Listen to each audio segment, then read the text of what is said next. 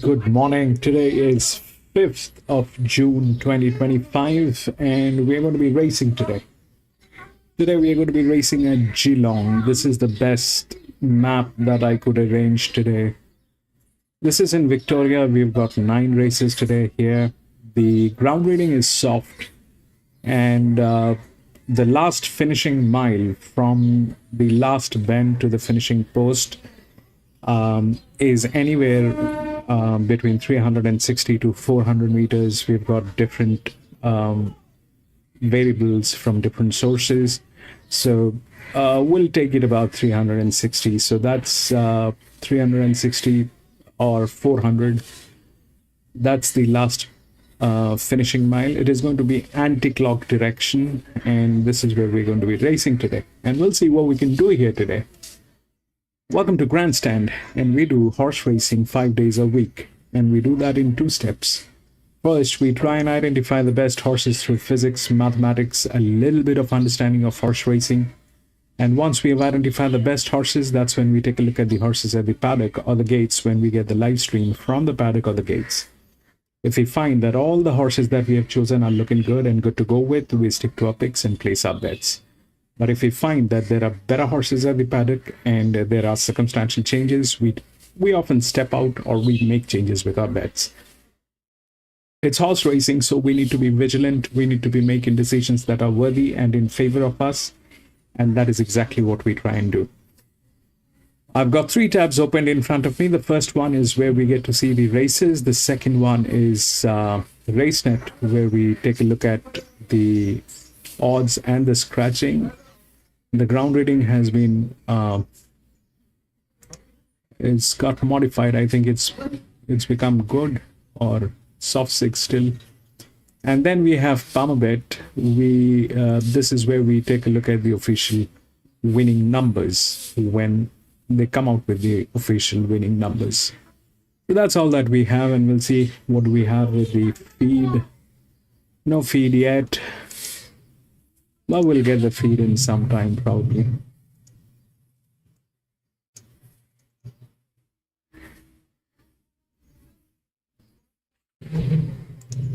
So we'll take the odds for the first one. There are huge scratchings: 1, 4, 5, 11, 17, 18.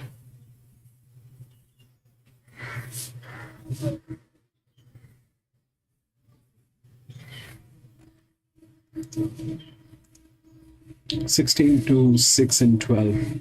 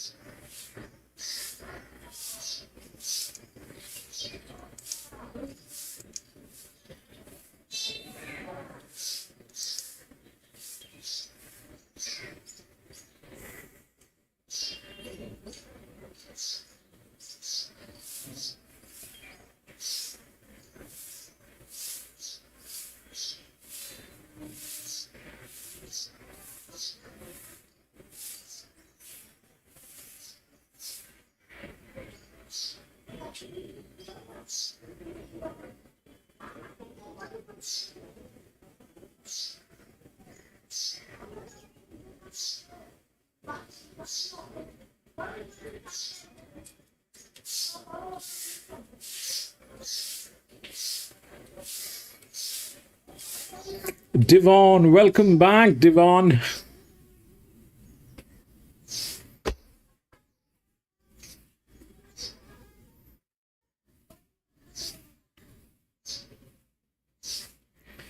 We've got a very tricky track today, Geelong.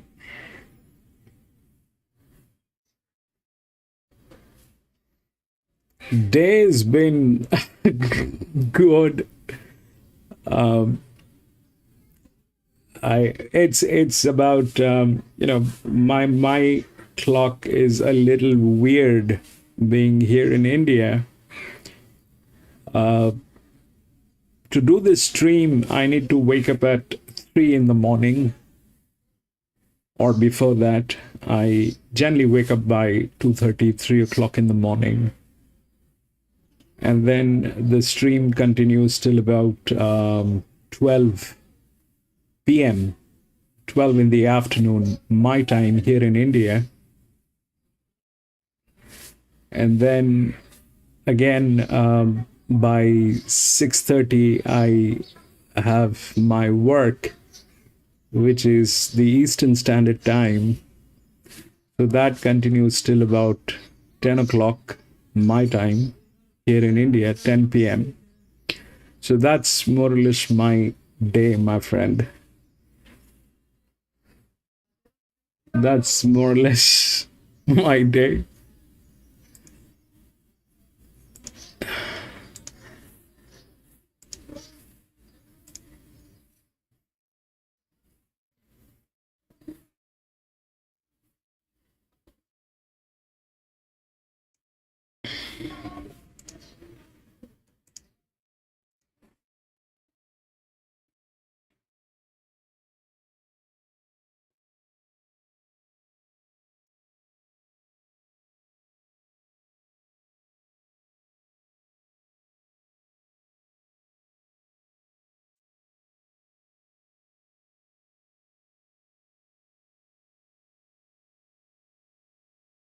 Yeah, I mean, I started something. I will not let it go until and unless we find a way out.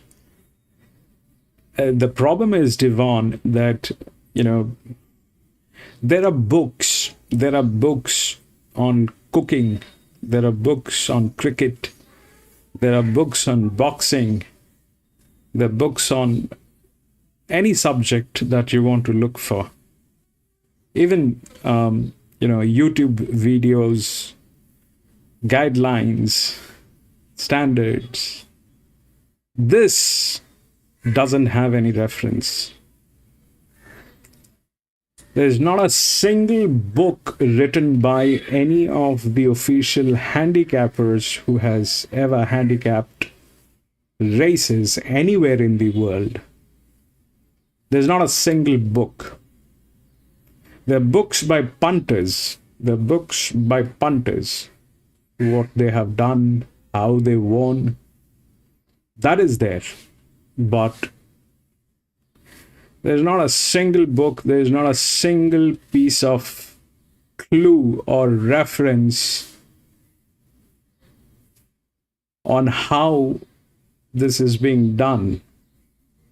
So I chose the physics and mathematics. Maths do not lie.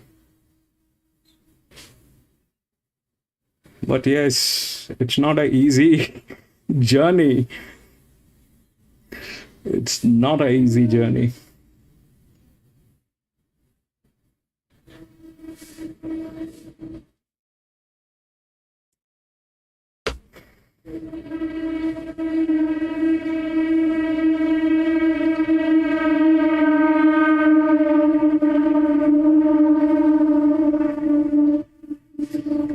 BP's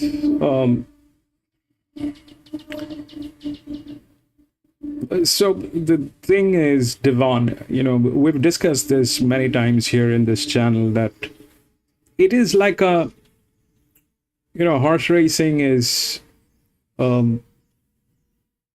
something like a poetry. So each thing has to rhyme with the other thing. So if PP is the first line of the poetry, we all know how poetries are. The first line and the second line, they rhyme. So if the first line of the poetry is the PP, the second line of the poetry is the handicapping. So the PP has to rhyme with the handicapping. If the past performance doesn't rhyme with the handicapping or the strength or the advantage, then it is a wild goose chase. Then it is a wild goose chase. Then it is anybody's race.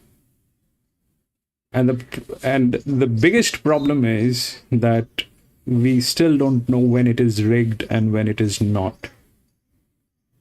We still don't know when it is rigged. We can make out with the results at times, but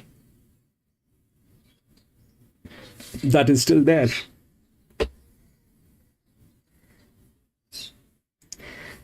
So this is the first one here today. It's the first one. It's a 1200 meter maiden. I'm obviously not going to get into it. But if we look through the odds, it's 16 to 6 and 12. So we'll double check the odds once again. 16 to 6 and 12 is what I think. 16 to 6 and 12. So that's the odds, 16 to 6 and 12. Now the 16 is the favorite. What is the 16? 16 is the EW. All right. But if we look through the rails, then we get these two horses within the box, which has got physics and strength on this race. If we look at 16, the 16 is going to be starting today. It's the debut run. It has never been into a horse race, ever. So that's what 16 is. Most of them are like that. There are two horses which has been into any kind of racing with a little bit of racing experience. That's 19, which comes on top. If we look at the spell, this is the highest spell. Okay. The best jockey is on 9. So that's the best jockey. First of all, this is going to be a colt filly race. So there are colts. It's a mixed sex, and then there are fillies and geldings.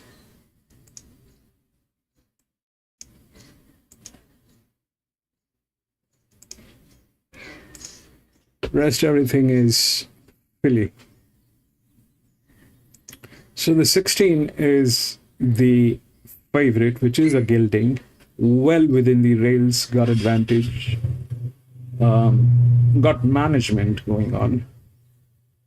And then we have 19, which is touching the roof, and that's the one which is the highest spell with the highest advantage. These are negative 24, this is negative 25. That is the highest advantage on that horse, 19. It's one of the BBs. The other two BBs are here, which is 12, which is there within the rails in a very good hand, and 20 here. Both of them are spelled 18. This one has one race, this one doesn't have a race. Anyway, the point is, this is an entirely maiden race. We have nothing on this race. There's no clue of making out which is what, apart from the physics of this race, which is here. The highest pressure is here on this one, which is 3. That's the highest pressure. That is also the largest outdrift. So that's the highest pressure. This is 25, that's the lowest. This is 23, that's the highest. And these are all 24.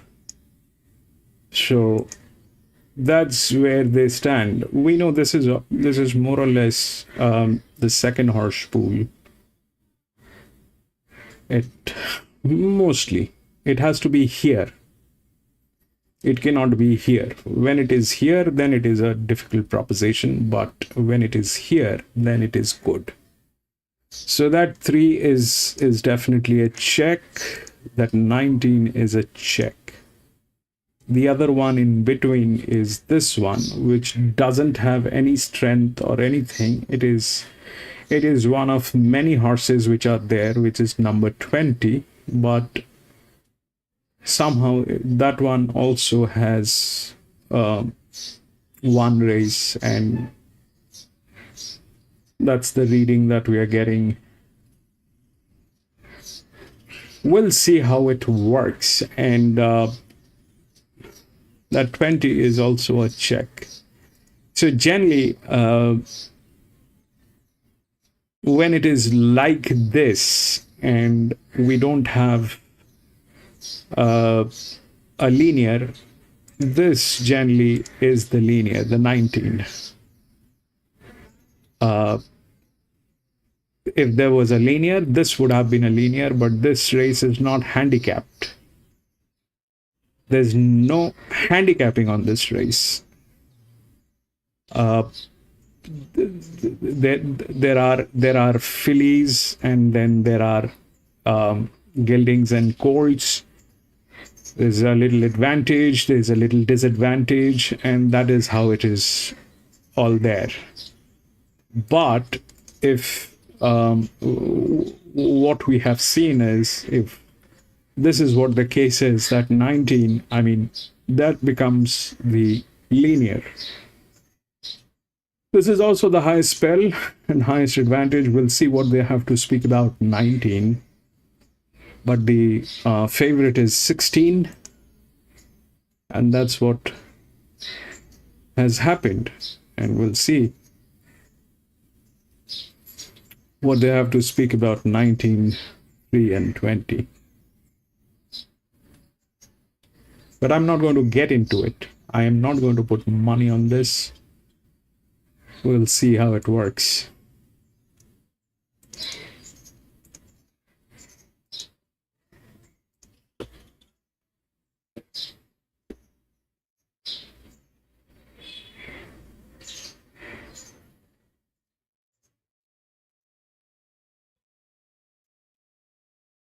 No, Devon, Japan racing is, I don't know which track you were following, but they do some serious racing. I mean, so the data that you see here that I work on, okay, so it's it has a lot of influence from Australia, Japan, and UK.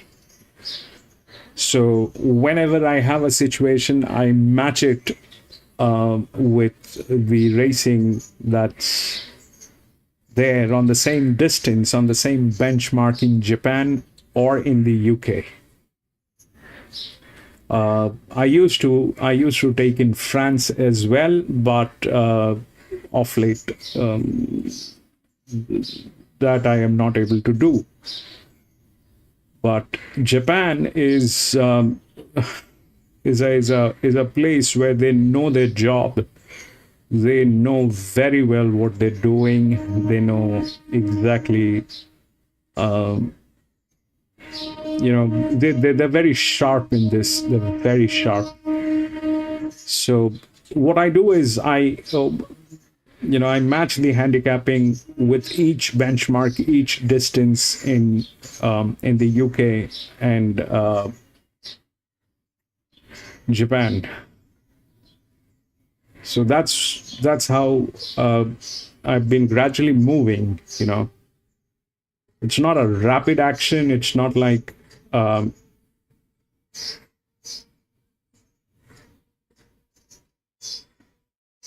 it's nothing like that, but it's a slow process, Devon. It's I don't export data to any of the artificial intelligence. I do not do that.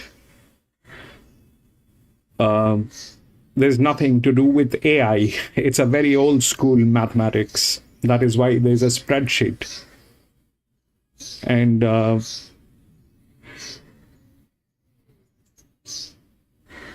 that's where the answer is. Yeah. No, I believe the answer is here within the mathematics. It is just a matter of time. It is just a matter of time. We need to get we need to get back-to-back 2-3 tracks with a good ground and not rigged races. No rigging, good ground, good racing. Like if they race back-to-back at Ranwick, Flemington, Doomben, Lincoln Park, Linkfield Park in UK.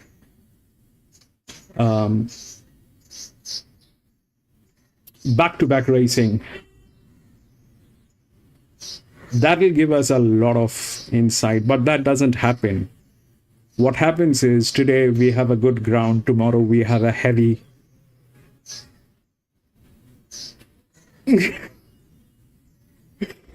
Yeah, that 14, man. That gave me a sleepless night. That 14, the 7-year-old mare. Tuna, welcome back, Tuna. Thank you for being here, Tuna.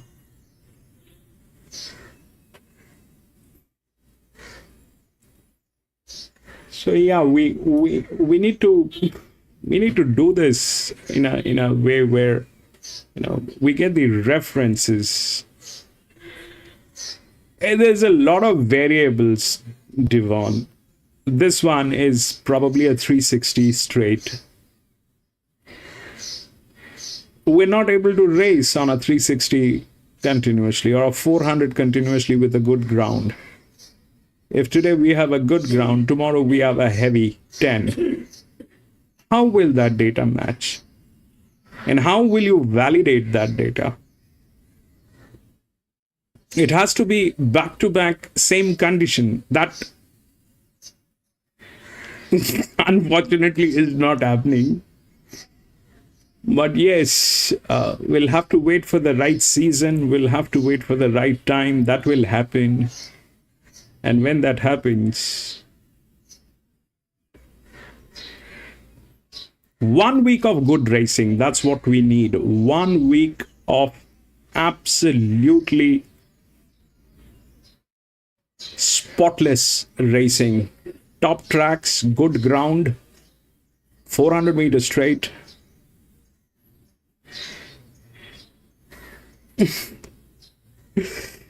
Yeah.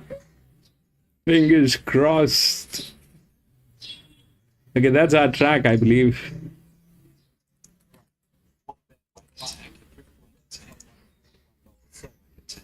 Take choice. A lot of benefit from that contributor. It does go a long way on race day, having exposure to the mounting guard, the barriers, being around other horses too. So that's certainly in favour. You probably see it also when it's when you control that, notes and breaks out the effects of light, didn't put it off the door. So if you could find the light barrier, also the best. Yeah, no doubt, loving it. It's like making and that's what Marvin is saying. So we went around side over 1,000 metres on debut, was very green, drifted late, betting it, ran accordingly. Perhaps the right distance would suit, but didn't see enough there to say that it improved the replacement. This is a challenging race, so thanks that quickly come out and go to the next one. But how do you like that? They've got Empress Jupiter on top, but with no conviction. I'm happy to just watch them go around today, see how that jump out work has lined up, and also identify early on, at least from one race, where the winner has come from, if they can make some ground today with the rail drop. The True Rain, Capitals Hudson's Award Road Warrior cut the corner nicely in a recent jump out. Loving jumped out really well in the lead into this. Couldn't find a spot for the last. Thank you, Devon. Thank you for being there. You know, this means a lot. This means a lot. Tuna, thank you for being there, my friend. Tuna is always there. He's been consistently being there. I mean, I get a lot of support from, you know, my friends here. Tuna, then PC. PC has been a great support to this channel. Without PC, it would have been very difficult. Lewis, Lee, Dowes, Frank, man, all very gentlemen. Huge support. Huge support.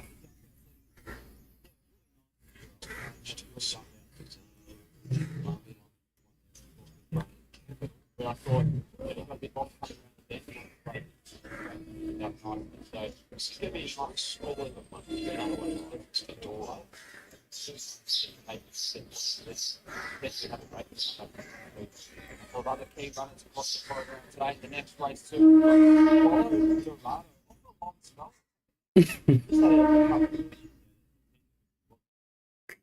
Yeah. It was yesterday, Wednesday. I think, you know, the season here in Australia is not exactly the racing season. We do not have any of the prime tracks, and there are no Group 1 racing this month. No Group 2, no Group 1. So maybe everybody has taken a break, gone out with their family. They have families. I mean, we spend 5-6 hours every day here during the streams. Everybody has a family. This has become more than a family. I mean, I spend more time with, you know, chatting here than the time that I spend with my wife. fantastic run as well. So down to the start or whatever. And possibly today, you've got that run that's IHC. Where is the 16? They're not showing the 16. Probably Is it scratched? off the 15. It's gone straight into the yard after being captured here. So all the way stepping up. Quality coming out. 2, 16, 6, and 19. Now 2 has become favorite.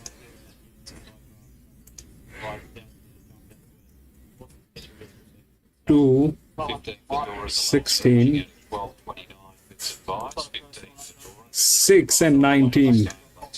Okay, so the 19 made up to the odds. So the 19 is now within the odds. 2 is the favorite.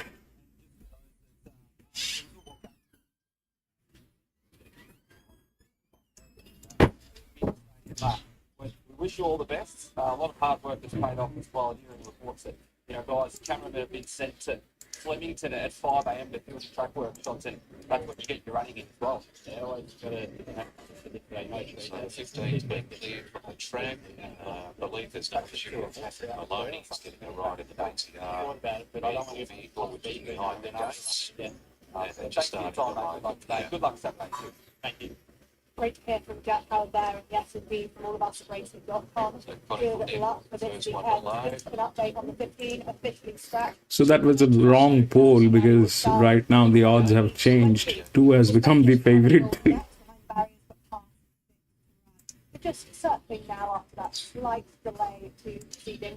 Just a reminder, Too much too soon, is it? after Right, getting loose Capital down at the goes in, start. Bizarro, Rider Paddy Maloney joined is okay, which is fantastic to hear. The Like runner, Largo, Fedora, officially is Largo. now they're making their way in. That's enough. Don't So forget store. the contact of the side race card is having prepped them. So, and not only Fedora lost the rider, but briefly Chronicle Net on the way to the gates lost her rider. Horse Fenley continued to run, as was the rider. Horse is in the gates now. Market of horses have to go and help out with Western Legend, who escaped a bit from the stalls to about 100 metres or so beyond where the mustering was. So the runner's been taken closer to the stalls as these last handful get ready. Rain Capital very firm, 380 on the VOP, looks like running the sub for 16. Road Warrior is $7 chance, has firmed in a bit. Luke Delado at $5. It was an acceptor for Flemington on Saturday. They've elected to run here. Single choice $9, Loving an $8.50 chance. So Western Legend to get set. So to single choice Major Tom and also Loving. They're the last few to load. Western Legend's going to come along riderless. And 3 jump outs. The most recent one was on the Ballarat Synthetic a couple of weeks ago. It's a homebred for the Goodwins. We've got that runner in. Stan was only a one-time winner, and it was on the old Geelong synthetic track, frankly. Single choice up into a middle gate. Loving to join them, a Major Tom. So the lights switched on, starter heads around. First is the Ladbrokes Form Genius Maiden. Okay, 1200 here. Major Tom up into a wide gate. They look just about set to go. All ready.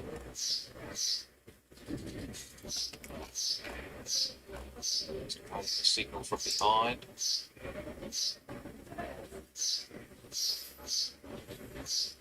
Zara just bouncing around a little, I can see.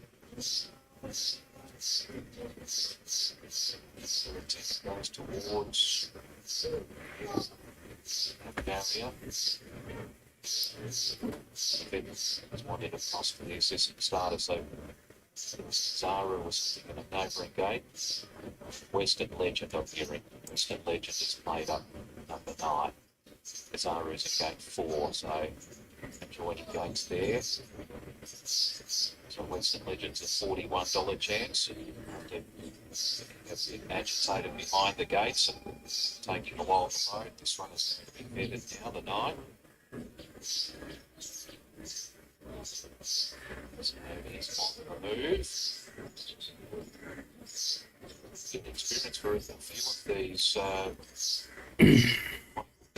Was the first one loaded. I don't know whether she's had to stand barrier stalls for this amount of time in her young life.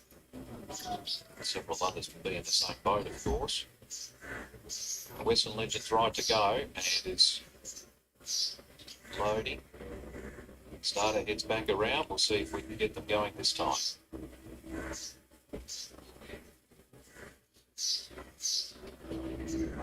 Set to run.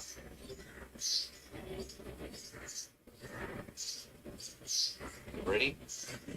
The movement out wide this time. Now the signal is given and they're underway. And considering the delay, it was a pretty even start. Conical Nip down on the inside shows a bit of speed with too much too soon. Also up there is Whack Attack, and they were followed Single Choice Rain Capital up into about 5th position. Loving was next from Loop Delado. Kazaru, Western Legend, Major Tom's very deep on the track there, followed by Empress Jupiter, who's got a long way back in the field. Rogue Warrior similarly, and the last one is Film for Tay. So as they head towards the 650, Whack Attack is testing out Conical Net for the lead, a length on Too Much Too Soon and Single Choice, a further 2 lengths to Rain Capital, and they were followed by Loving, Luke Delado, Kazaru, Major Tom, Western Legend, Rogue Warrior, Empress Jupiter, and last is Fit for Tay. They swing into the home straight, and it's Conical Net just from Whack Attack, who's under some hard riding. Too Much Too Soon comes to the outside, and then followed by Out Deep is Loving, starting to produce a run as they pass the 200, where Conical Net just had the lead. Loving's going up strongly out wide on the track. Loving goes to the lead in the latter stages, and Loving comes on to win. 19. About a nick on the line. Second will go to Single Choice, who battled on pretty well. A good line up there for third, which includes Conical Net and also Luke Delado. Not far away behind them would have been next in was Too Much Too Soon, and then Rogue Warrior, who made up a bit of ground at the end. Kazaru. Next in was Rain Capital, beaten a fair way. Major Tom. And then further back to Western Legend, Fit for Tay, and Whack Attack was about the last one. So Loving's finished off a touch too well. Single Choice has tried to match her in the last 100 metres and has just failed to do so after having a nice passage behind the speed. But Loving, one of 2 horses that 19-1, I think. Before she edged out Single Choice to score. You can screen for third. It will be Conical Net just to hold it. 1 is not there. Lowest. 19-7-20. 19-7. Result 19-7-20. First of the day. Loving number 19. Winners a 2-year-old by Bivouac. Lowest pressure. That horse had the lowest. That's the highest spell with the lowest. By Anders for McNamara. Here is what happened. So when we went through the rails, we had 19 and 16, right? That is 19 with the lowest pressure. So that happened. Then these 2 did not work. Then it came to 7. What happened with 7?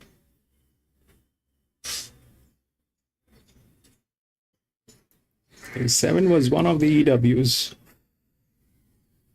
2 and 7 had the same advantage or disadvantage.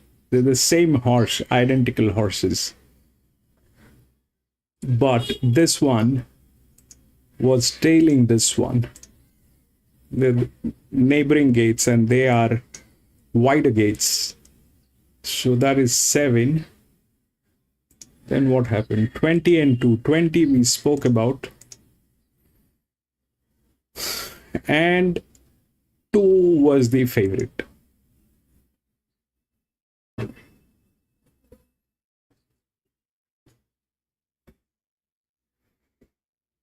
We had nothing. This is absolutely crazy to go with this kind of a racing scenario.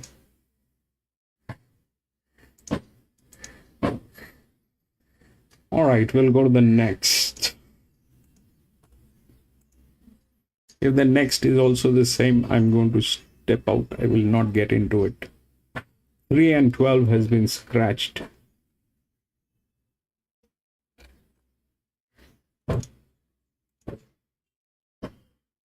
Six, 8, 4, 5.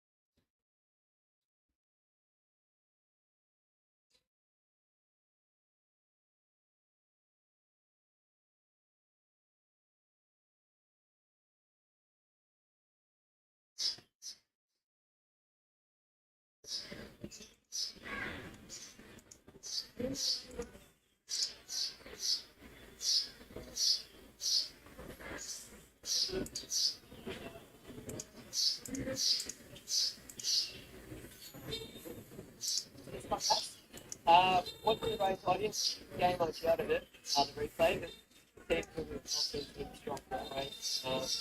Just the way my horse ran because they were second one out. We had the rest of the field, we don't push the over, and they You felt even stronger coming into the race when you thought three legs going down to the start. Obviously, you didn't handle it the best, but you're saying you're confident full power that collected. yeah, he was good. He's always straighted, went around there, he's lovely horse. A little bit unsure, but also in a sense confident as well. Gave me a beautiful ride to run.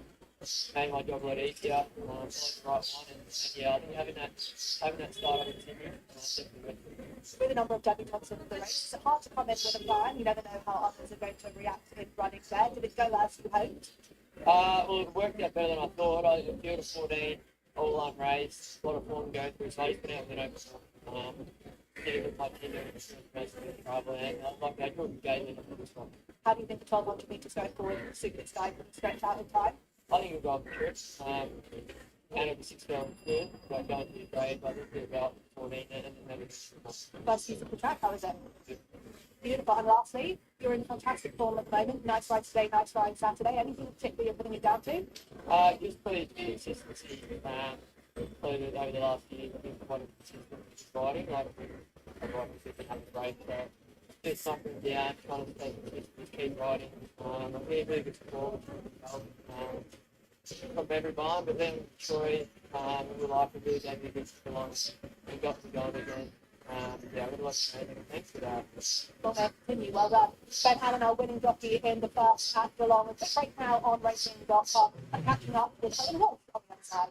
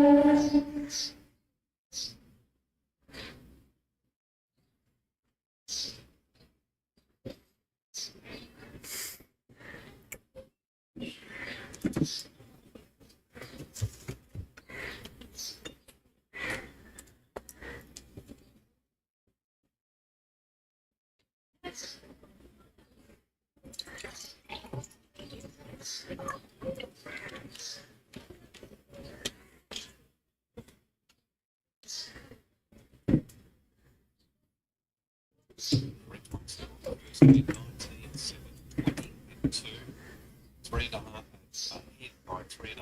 is 111.88 is the top correct weight. The legs ranging there of 15, and the margins at 2 cents the win, 2 cents the place correct weight.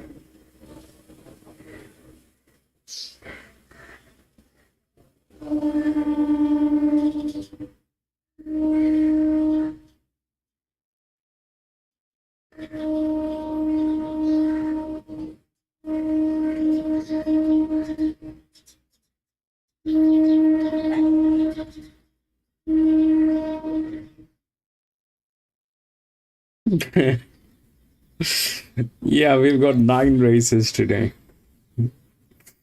Generally, it is between 7 to 8 races during the weekdays, but today there are 9 races.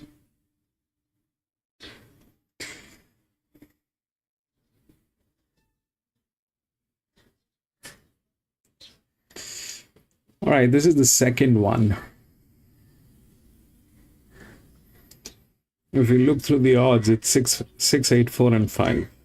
That 6 is the favorite, which is the second linear. There are 2 linears here. So one thing, Devon, that I kind of missed out yesterday to tell you. The last race, if you remember, we had 2 of the linears, and I liked one of them, the other one I did not like. So there's a thing called coexistence. Like the easiest way to understand this is how humans are. You know, we don't like to coexist with any other anybody else. We don't like to share our space. I mean, you wouldn't like an ant in your bed. Would you like it? No. The first thing is you're going to take it out of your bed. You wouldn't like a lion in your washroom for obvious reasons. In racing, 2 of the linears, they do not come together. They never come together. It's very seldom. It's very rare. This situation is a very rare situation. When 2 of the linears, like the first linear and the second linear, they come one after another. It only happened once at Randwick. That was a horse called, for the time that I've been racing or streaming, it happened only once at Randwick, where there was a horse called some Dubai horse, which was racing with Lady Shenandoah, I think. Lady Shenandoah came first, and that was the second linear, which came in second. That is only one exceptional situation that happened, but it generally doesn't happen like that. One of them will get in, the other one will be nowhere. That's generally the case, because, you know, once the linear gets in, then the advantages will play. It is not the force. So that is something that I missed out on saying. Yesterday I was a little delusional. Nothing was working. I was losing constantly. That happens to me. When I start losing, I constantly keep losing. Anyway, the thing is, 6, 8, 4, and 5 is the odd. 6 is the favorite. That's the second linear. If we look at the first linear, which is also there, has a box. It's within the box. It's got just one race. It's got just one race, and it's carrying the same pressure as the second one, which has got which has got 2 races. Then the 2 has 0 pressure. They're like all 26, 26, 26. And then 5 comes with, this is either an advantage or a disadvantage. We'll figure this thing out, how that'll work. But that's more or less it. This is the largest outer drift. They basically are the second horse pool, more or less. When it is all handicapped, they kind of are able to deliver. So that's that. And then we have the 8, which is touching the roof. It is again the same situation. Like here, we had the 19, which was the highest spell with the highest highest advantage, and it became a linear here. This thing is an EW. What is an EW? EW is basically the one which is laid right below the linear. So if the linear is carrying the highest pressure, the next horse is the next best horse. That's the EW. And this is the second next. So if we look through the rails here, that thing has surpassed the linear and has gone to top. And that's the highest spell with the highest advantage. But here is the problem. The problem is it has 3 races. And it has not done anything in last 3 races. There's no guarantee it'll do anything here because the pressure remains the same. There is no change in the pressure. The pressure is the same. The only change in pressure that we can see is here, which is with this Mr. 7.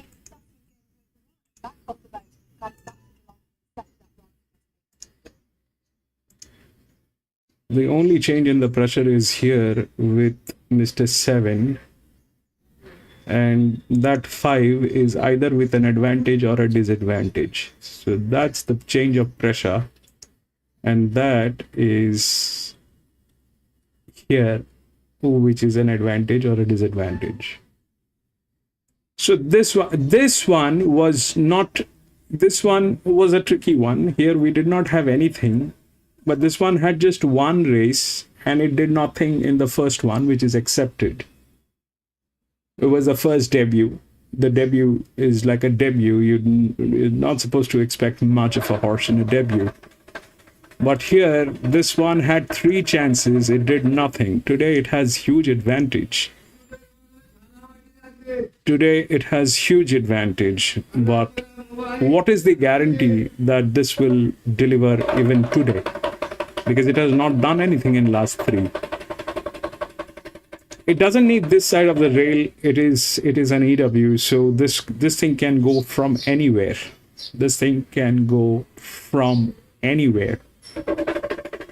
The 6 is the favorite, which is the linear, which is the second linear, which is ideally, I think, the right linear because this one has 1 race, this one has 2.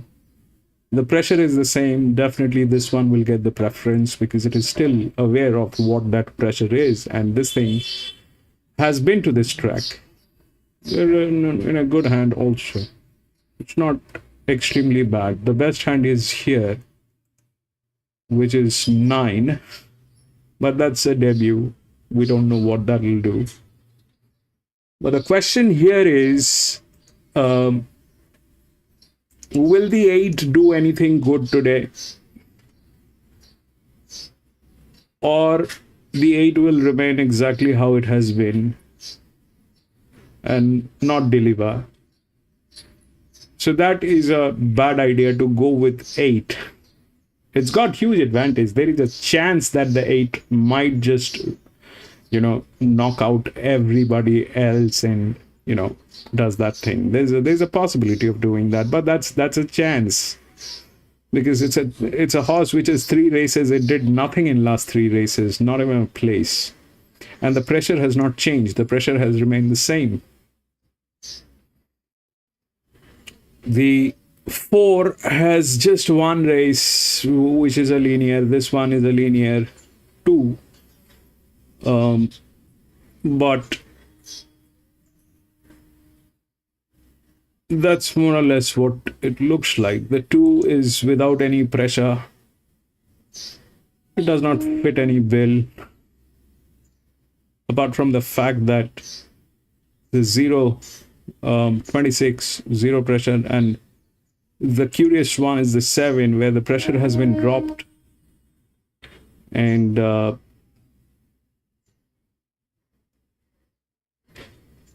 8 is with a very good jock. That's one thing. 8 is with a very good jock. If we look through the pressure on the jockeys, then 6 comes up. 4 is the next. 7. Then 7 comes up here. And where is that 8? 8 is here. So now it's a 1200 meter, all right? This jockey with that pressure could be dicey. We needed one of these jockeys to carry that pressure. So this jockey with that pressure is dicey. This jockey with that pressure is dicey. This jockey with that pressure is okay. This jockey with that pressure is okay. Very good, actually. This jockey is with that pressure is also okay. So the problem with 6 is the jockey. That is the problem. So if that's the thing, then what do we do? I am out. That is what I will do.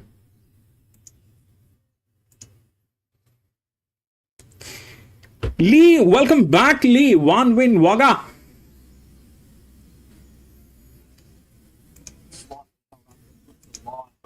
The return of Bendigo was below expectations. She was well back 3-8 in the 290. Sat in the 1-1, had every chance, had the back of the eventual winner to end up being beaten 4 lengths that day. And she was well handled by Iberia Lynch, who was on debut, beating 3 lengths. Now, if you're looking at your screens or you've got your Lost. your eyes are deceiving you. Have a big prize force with it. Talk us through what you've got on top. It's just a very even race, and your favourite Paulo Dorado is off a long spell, albeit with a good ratings profile for this. Could win the race, but if I'm going to have a bet in the race, which I have, it's something small on Shameful each way at a big price. It's a nice price to place as well, north of $20. I didn't think the recent jump out was too bad, and this race is anyone's business, really. No should go forward. Iberian Lynx gets a nice running behind the speed.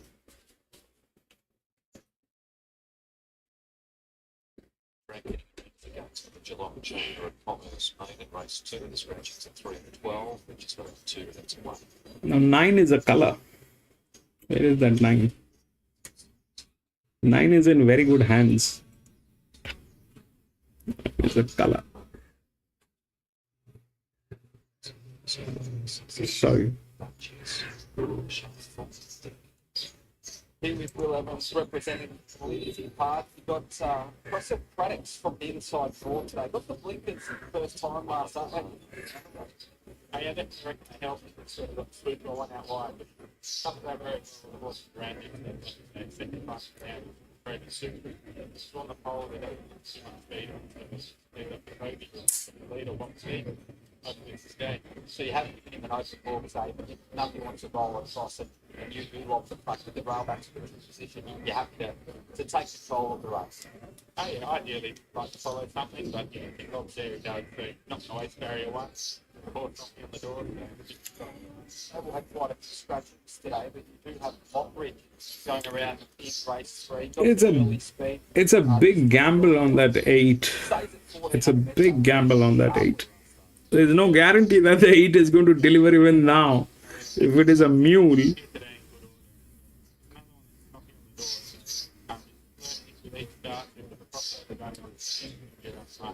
6, I don't know. 7 is curious. North Melbourne, Northwest. 8 weekend for this game. 3 Group 1 runners up at Eagle Farm. Do you have any reports on any of those horses? Do you keep in touch with the people on the ground up in Queensland? I haven't myself, but the boys reported that they're all doing well. extra weeks that you've done the horse. Well, better it in, they won't get as wet as practice done. 7 is also a color.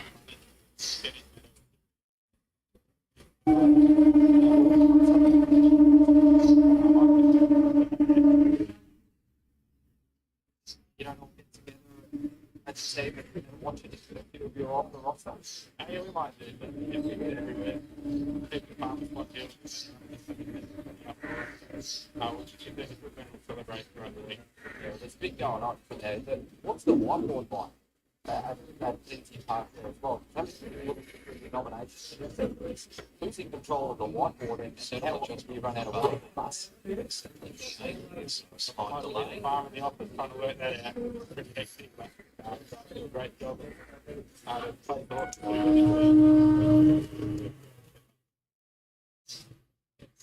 Time as always, mate. Good luck today and good luck on the weekend. Great to hear from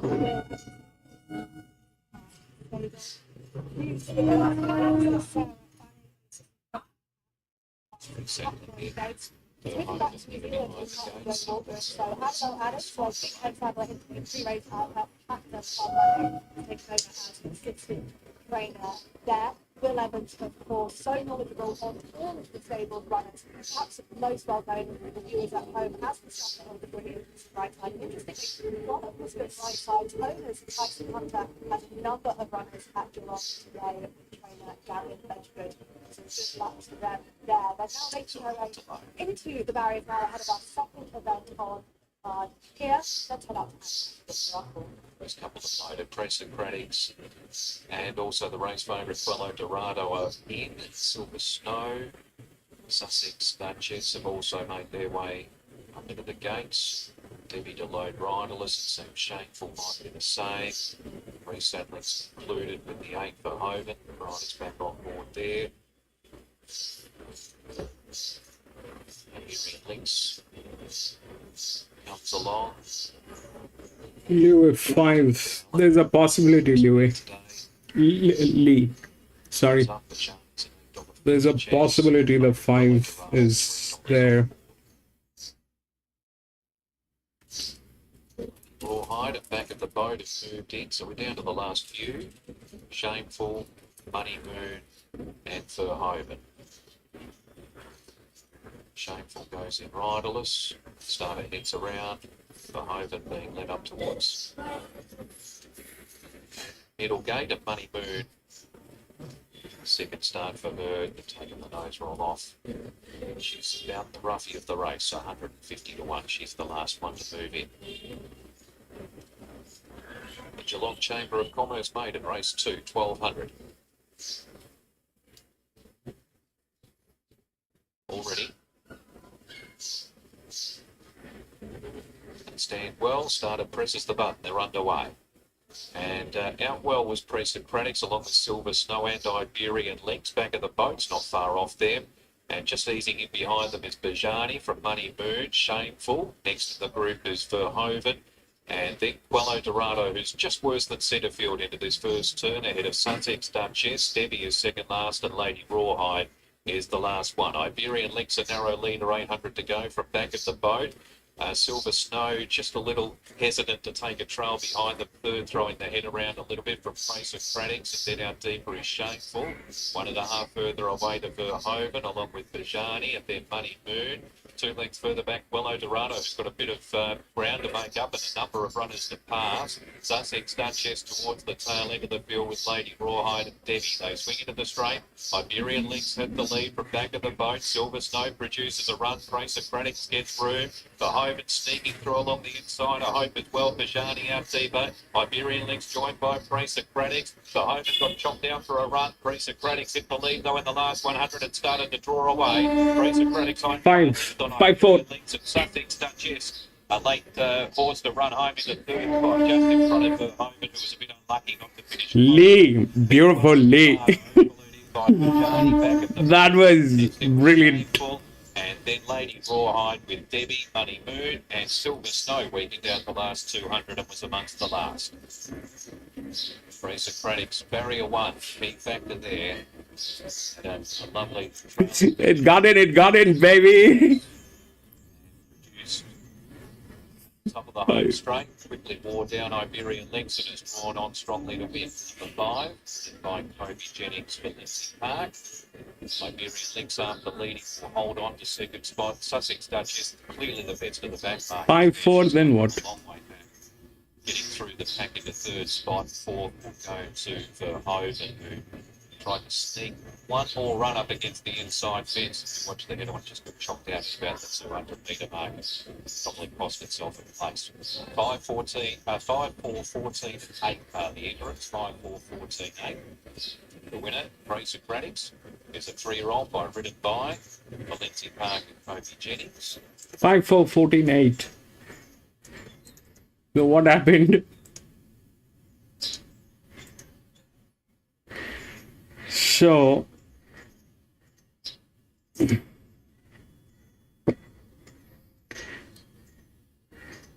8 definitely was a mule.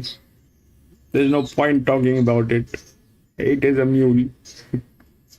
There's something wrong with the arrangement of this, because these people doesn't look like they're unprofessional, but it's probably the horse. It's a bad breed, or it's an unhappy horse, probably. That's what it is. So that did not work. Then out of these two, the 4 got the second place, and the 5 was anyway the second horse pool. And today we are monitoring this, which is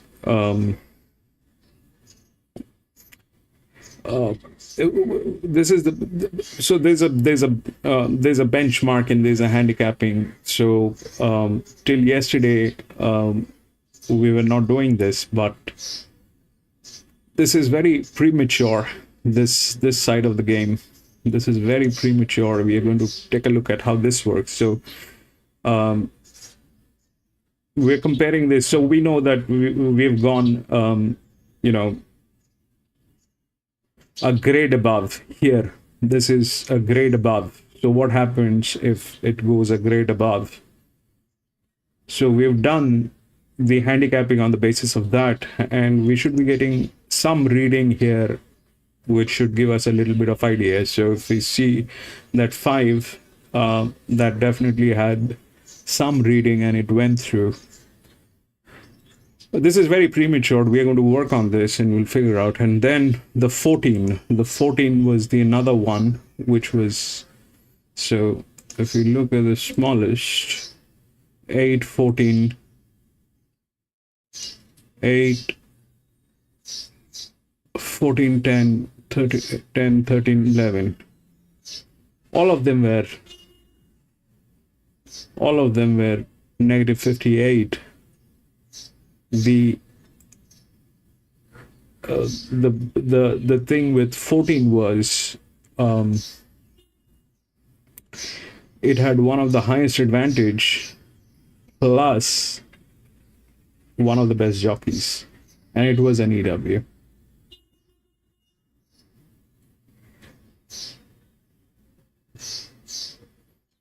It was an EW. And they were anywhere very wide gates for a maiden race. Very wide. This one has 5 races, did nothing. They might have had chances, but they're kind of very bad. This is the other spell. In a good hand with good jockey. That's the best jockey.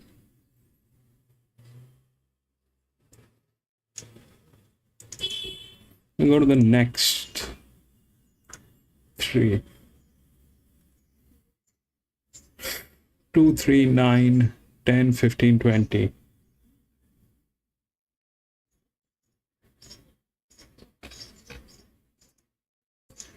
Seven, 14, 13, and 1.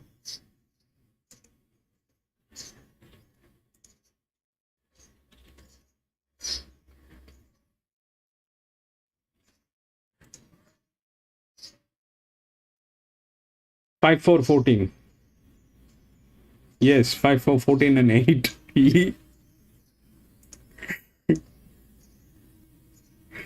That was nice.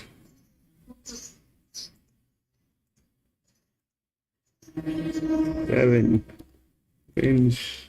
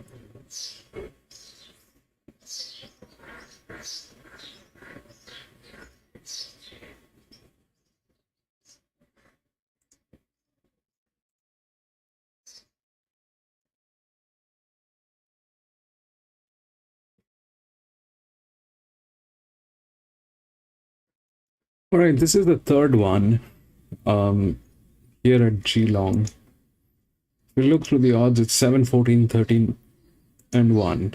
That 7 is the favorite. If we look through the rails, we get exactly these three horses within the rails. 7, 5, 14. Now, so far what has happened is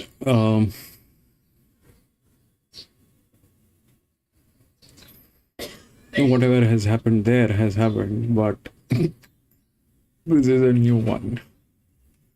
So we've got the physics on these three horses. The linear is this one, the 14, but it is a 4-figure linear which can be chased by anyone. So that's not a great idea on that linear. It is not something that can actually resist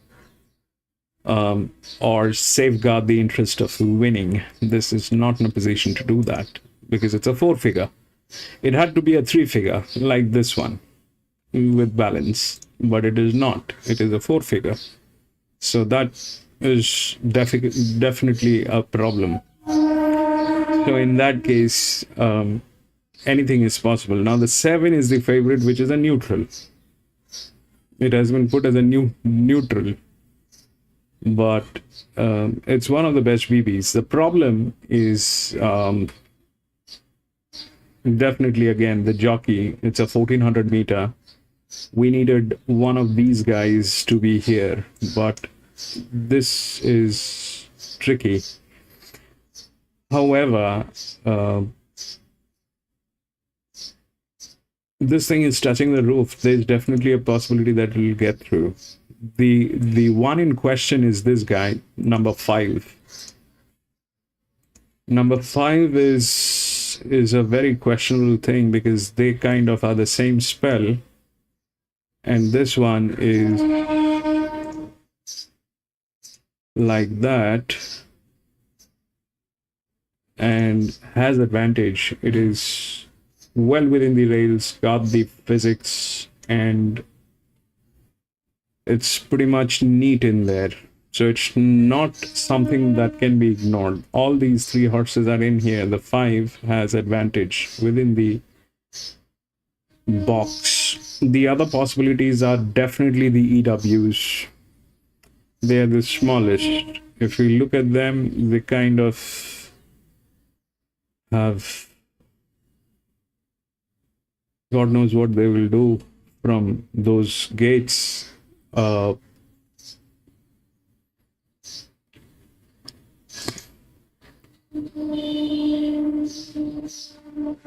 This is the best hand, but they're here. This is the largest outer drift. So the outer drifts are outer drifts. They are quite capable of delivering.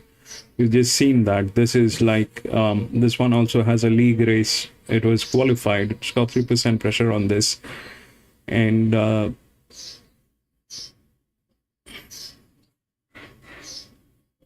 that's that. That is gate number 3. If we look at in the box, then we get these 2. The best jockey is on 18, which is gate number 2.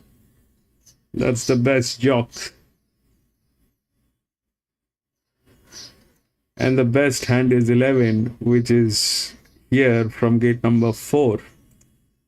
So 2, 3, 4, that is what we are getting here. So none of these guys so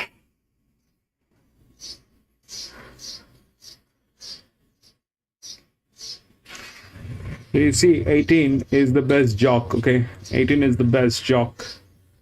It's got 2 races, huge advantage. One of the best jocks. It is the best jock here.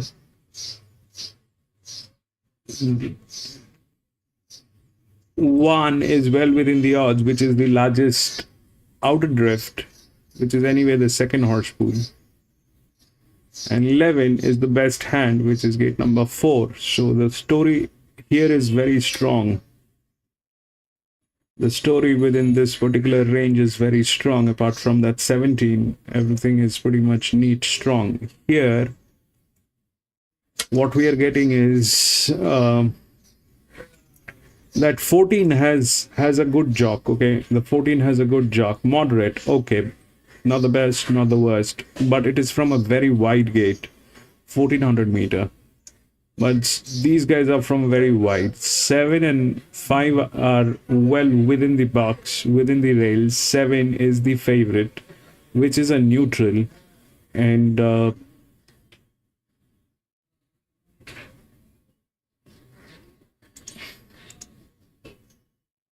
14, obviously, then 7. There's a pressure on this. 30. That's very wide. That gate is very wide. 15. Whether you're within the box or not, that's not the problem.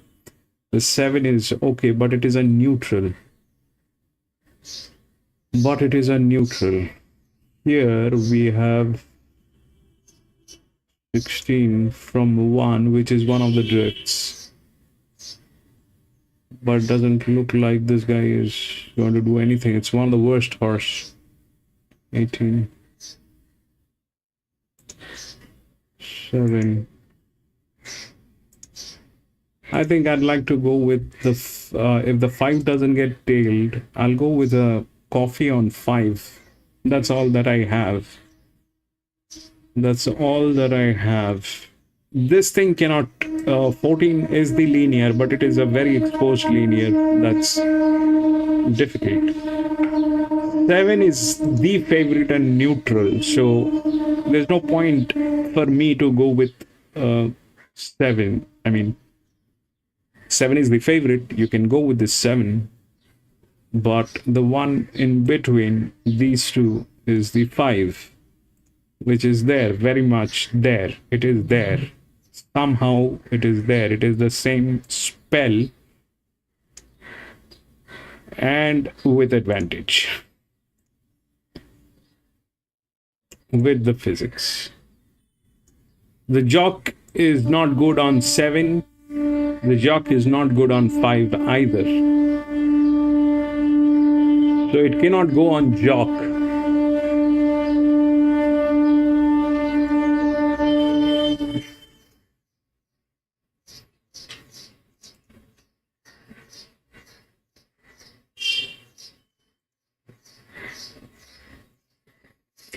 Resistance is 5. We'll take a look at the 5.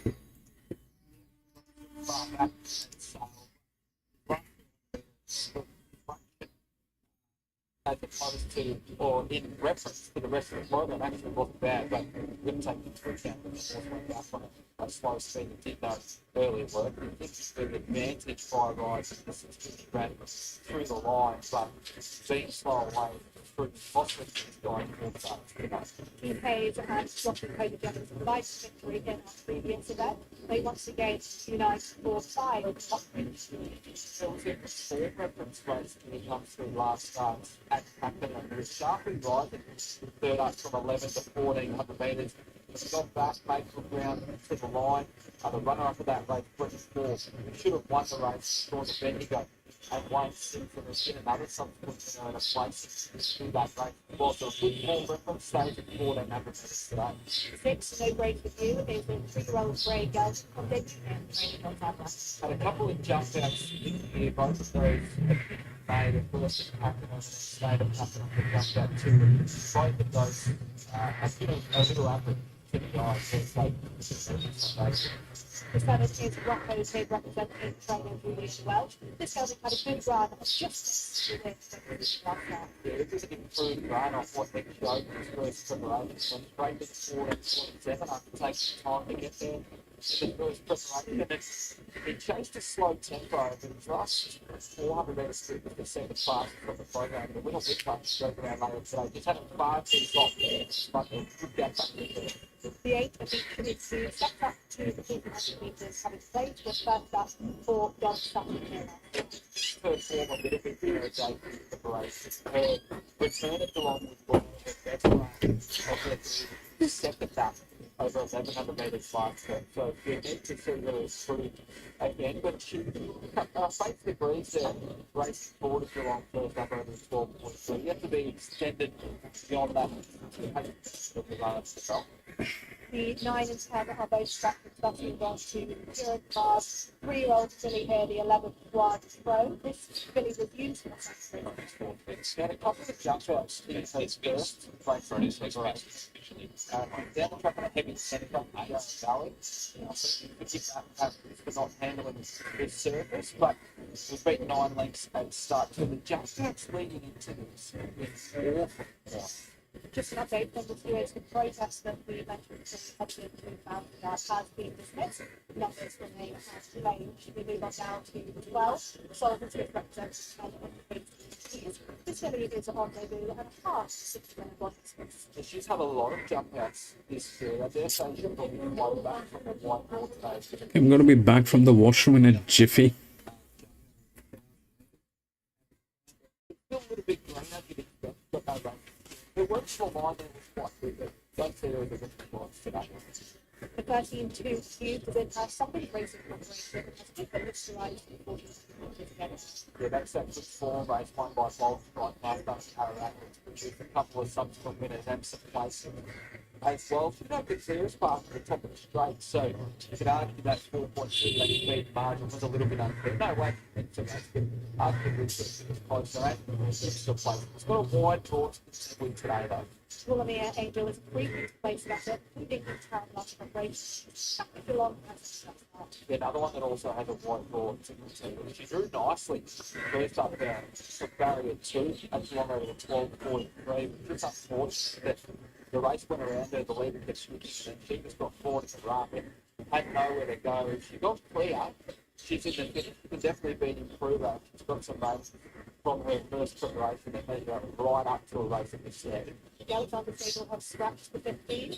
The 16 19 pole representing Powerful is the most active preparation for the Geelong Cup. She was beaten an aggregate of 26 lengths in her first two starts back in October of last year. And often a decent spell of 32 West just had the one jump out there. The 17 Sierra in the break.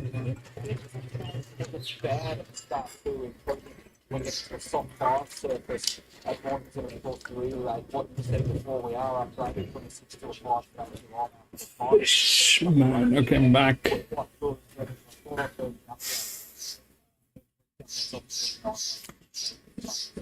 You know,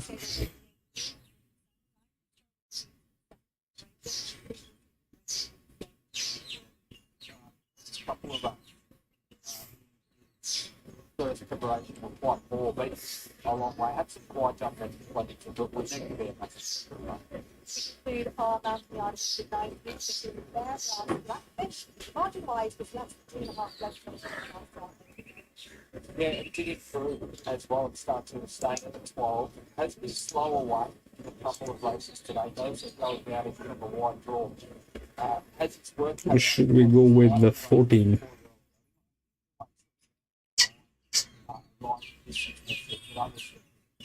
Football stronger on race day. You take the full of our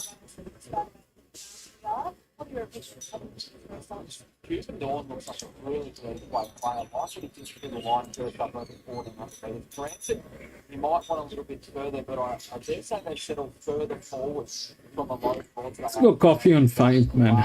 I'm gonna go coffee on 5. 19 is getting. That's all. That's what. God knows what that is. We're gonna go with coffee 5. Let's see.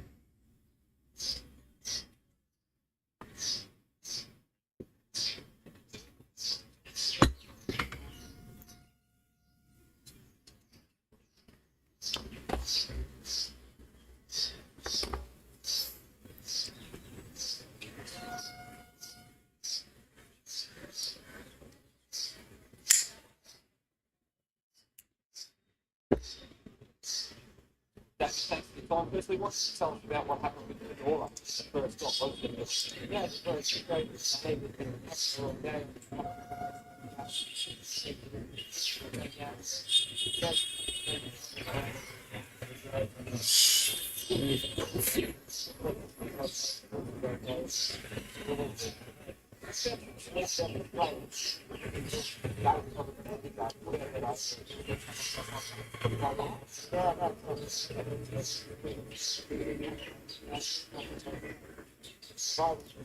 It's 11:36.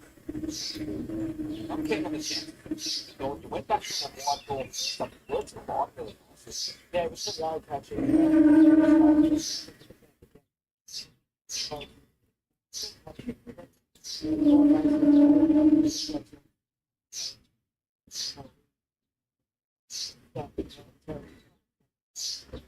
He's led races in the past, he's now drawn in as opposed to drawing right out. But if he's up the far with the tank of guys, like to sort of bring a bit more positive. Yeah, I think they'll be happier to see I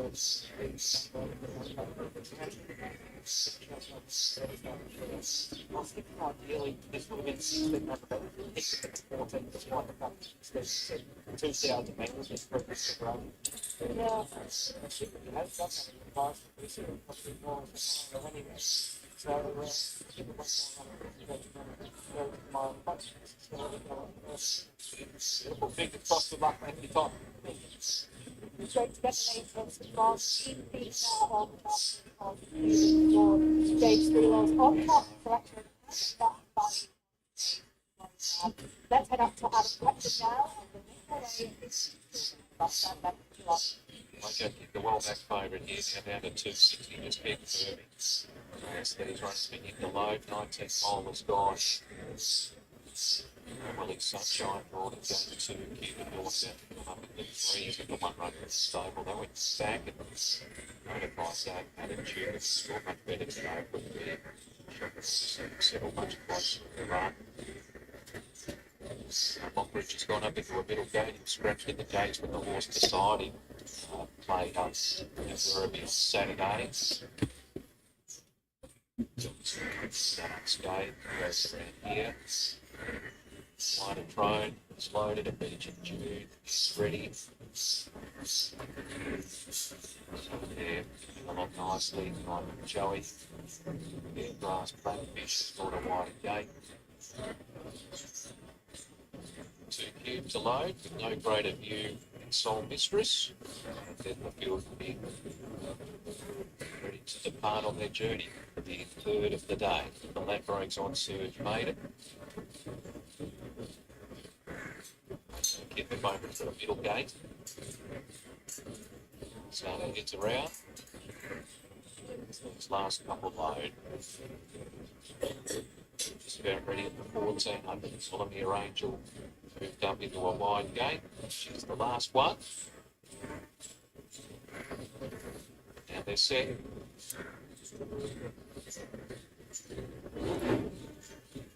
There you go.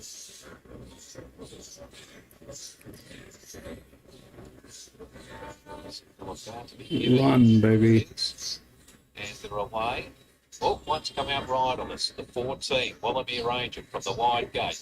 Horse came out, Jockey didn't come out with her. 19th hole off the inside began pretty well to lead Cuban, Dawn 2, cubed, and Wayne. Horse came out, but the jockey did not come out with the horse. And then came next Willie Sunshine, Bear Brass, Blackfish. One deep out on the track there is Fiorentine Rose, has got the riderless horse now galloping ahead of it. No greater view was next, then Flight and Trone, 2 lengths to Mock Ridge, Lightning Joey, and Soul Mistress is the last one. They move off the back of the 800, 2 cubed a length in front of a beach in June.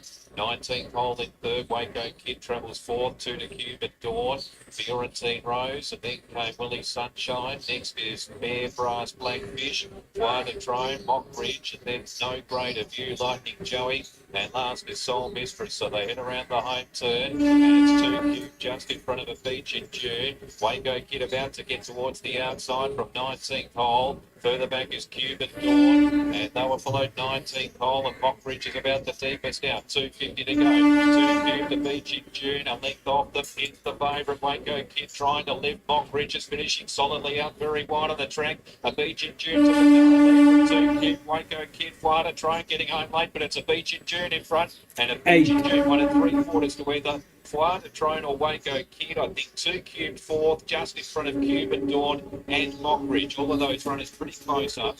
No greater view was next in. Then Bear Brass, Blackfish, Willie Sunshine, 19th hole, Lightning Joey, Soul Mistress, Fiorentine Rose was last in. The riderless horse was amongst the pack all of the way. Willamere Angel, and let's hope Billy Egan is okay. I've not sighted him since the race began. So, not sure what happened to her. 14, the jockey did not come out. The horse did.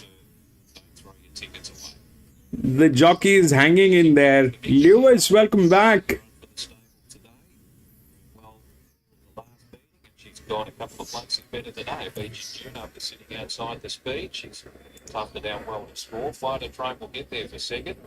Making ground back near the inside. Waco Kid in 3rd and 2 cubed in 4th. So the interims go 8, 11, 7, 13. 8, 11, 7, 13. Winner of Beach in June, number 8, is a filly by Omaha Beach. 8, 11, 7, 13.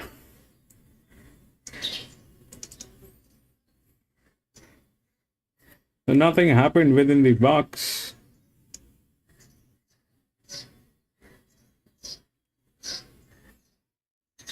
Seven came third, 8, 11, 7, 13, 8. 8 was another neutral. So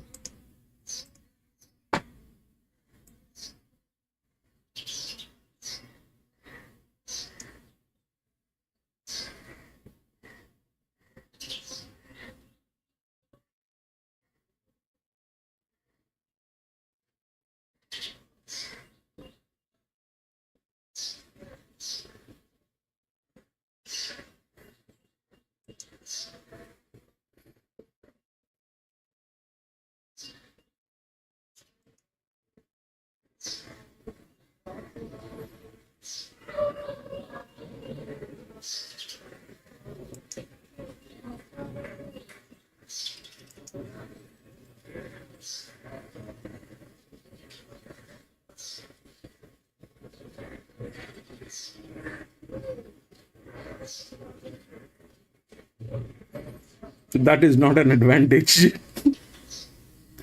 That is a disadvantage. We'll see. But how is that 8 becoming an advantage? 25, 16.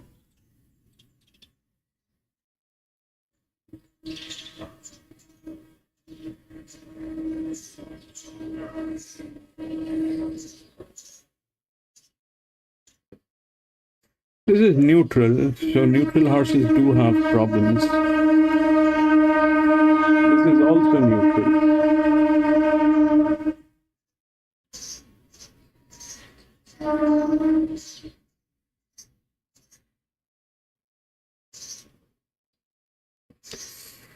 We need a handicap race. It is not possible to get this like that. Anyway, we'll go to the next 4.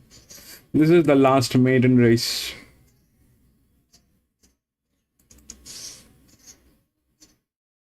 Two, 9, 17, 18, 19, 20.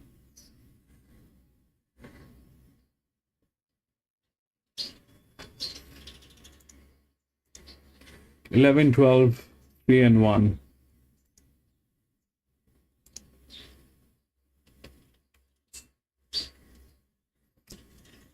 11, 12, 3 and 1. 11, 12, 3 and 1.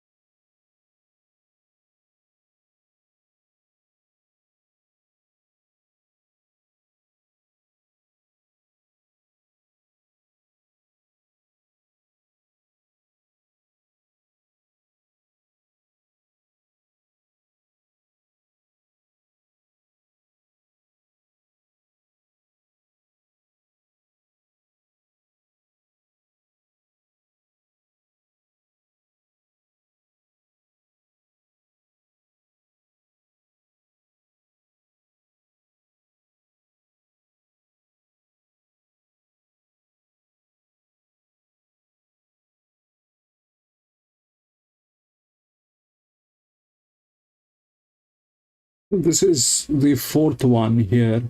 If you look through the odds, it's 11, 12, 3, and 1. 11 is the favorite. 11 is the largest outer drift. I don't know why and how that is happening. Here also they had 1. This is something that we've been catching for last 1 year, but all of a sudden this is getting into the odds. That's pretty much weird, but that is fair. This thing is the largest outer drift. But here we definitely have to look at the BR. I think so, for the winning.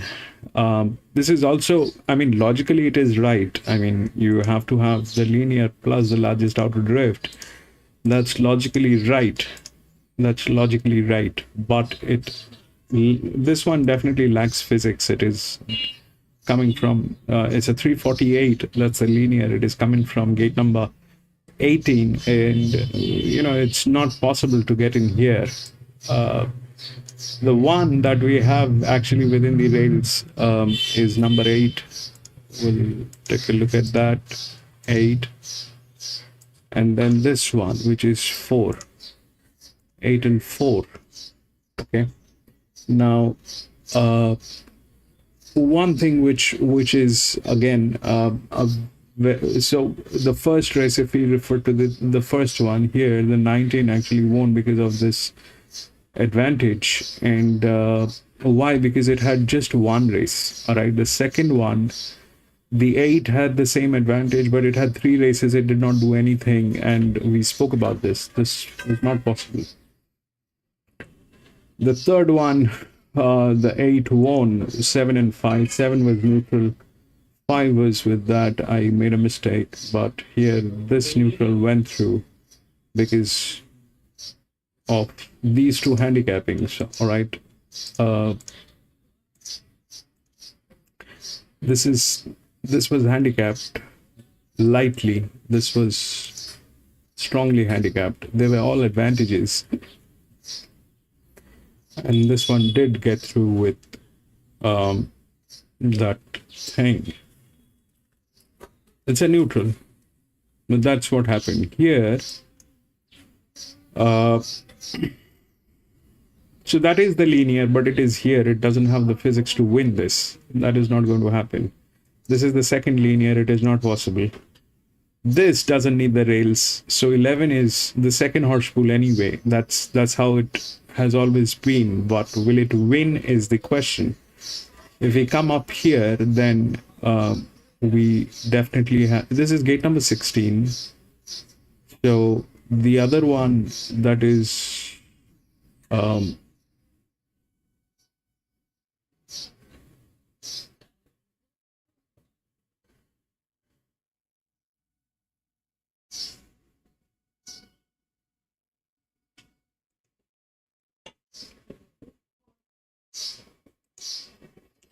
here, this one is a 29. It has just 2 races. Okay, it did not do anything in last 2, but today it has advantage, one of the highest advantage. Same is here, but this is a 22. This is a 29. This is a 22. This one is a 22. Then we have one here which is a 19, so I'm going to leave that alone. This is from gate number 14, which is difficult to believe, but the 6 definitely holds a chance here, especially because of the hands. They're in good hands, they're not in bad hands. All right, so that's that. And both of these, you know, this one is 10, gate number 10, and they're from 18, 16. This one is 15.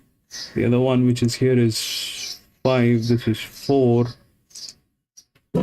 and 10 and 9. So somehow we have some advantage, disadvantage working here. This one has one of the highest advantages because this is an EW. This is a 1700 meter. This one comes within the BBs. There's no reason to believe that this is a bad horse, the 6. So let's listen to what they have to say about these three horses. 6, 8, 864. We'll take a call after these. We'll take a call after this. 6, 8, and 4.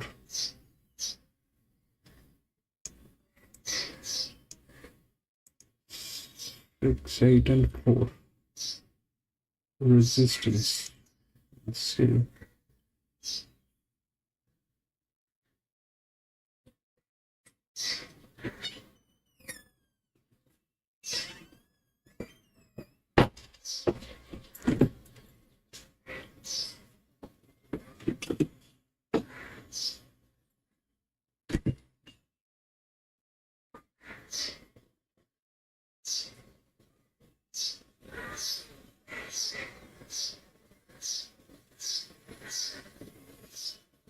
Three.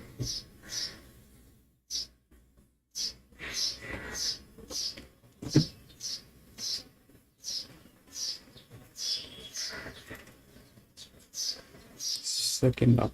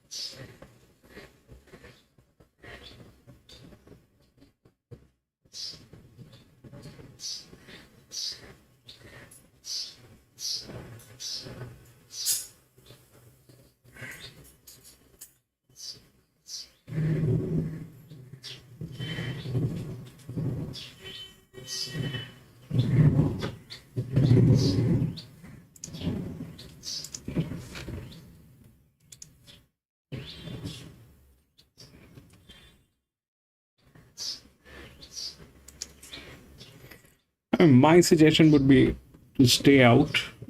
This is the last 1700-meter maiden race. We'll try to catch one of the handicap races or the handicap races. This is difficult to understand.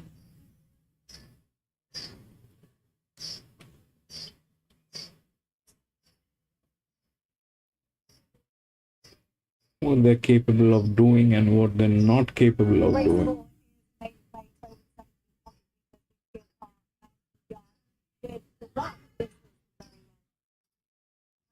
Has had most of his career starts on this track after placing last time riding. Not a bad form reference last start. One squad coming to that race at one. He only went up 100 metres in distance after looking at one pace on debut. So 1702. The two have been scrapped back. We move on to the Bedford runner Charm Noir. Has been game in the placings and has fitness for the races for today. Winning form to that 1600 metre maiden race at Pattern last where he set the 1-1 and had his chance with his hard match ball again today. The four represents the Stephen King stable. This is Coral Impact. The scales race on the speed tide of lots of rain now. Yeah, one more stride, he actually wins, going around $1.70 in a week, the maiden and kind of a couple back, and he goes into last up from a wide draw and leads the race where they went at an above average tempo for the class, and obviously that's not the class in maiden grade, so he's certainly going to appreciate a much easier race today. Danny O'Brien's debut on Kowari was a pretty great earmarks today and was well educated at the jump outs. Now, I thought the jump outs were just fair leading into his last in a recent heat over 1,000 metres at Geelong, albeit behind a couple of speed ones in his DS, and just want to watch him go around. The Mars stable brings 6 fast and thought, and this gelding should be fit for this, but hasn't arrived yet. It's Soft line to there. He was okay on a good portion of the Warren Farm on debut, obviously a Metropolitan $6. Start to sort of heavy 10 traffic Newcastle completed, and we'll be back to the trial 6 at Warren Farm. Looks to peak here, Kurt. To Southern Go, Woody resumes off a long spell for the big stable, was previously with the Ravens. Yeah, really long spell. Had a couple of jump outs off 94 weeks too. Despite the fact that he did show some ability early in his career, he's going to be needed. The 8 hard Bob wears the Golden Ice race himself, and this gelding drops in track on the 2,000 metres. I don't mind the dropping trip and the freshen up. He was good a couple back when he was at 2,000 metres at Ballarat when he made an early move up, being slow away. But I'm just not sure he handled the really tight centre track of Woden the Bill last up. He was beaten 10 lengths and he went around $1.40, so that's a complete forgive job. A little freshen up back seems a bigger track. I see some big improvement. The 9 has been scrapped. The 10 is another debutante from the Danny O'Brien stable. This gelding debuts with Blakely on, and it's the first one to have Yeah, recent jump out leads to a trial on the Cork heat track over 1,000 metres. He was a long way down the track. He was asked for an effort. He looked one pace. He was pretty poor. He didn't have the winkers though, so effectively they put them on today to try and find him up on that recent bit of work. But they did run a fair bit. The 11s of Puma resumes his new stable after over a year off, but did show some potential in his best situation. At Jerry Harris Walker, that potential was realised where he was doing fourth on he beat 2.4 lengths in the list race in the Galloway final behind Gold Wolf, which was good form, and then his open age form when he was a 3-year-old was quite good.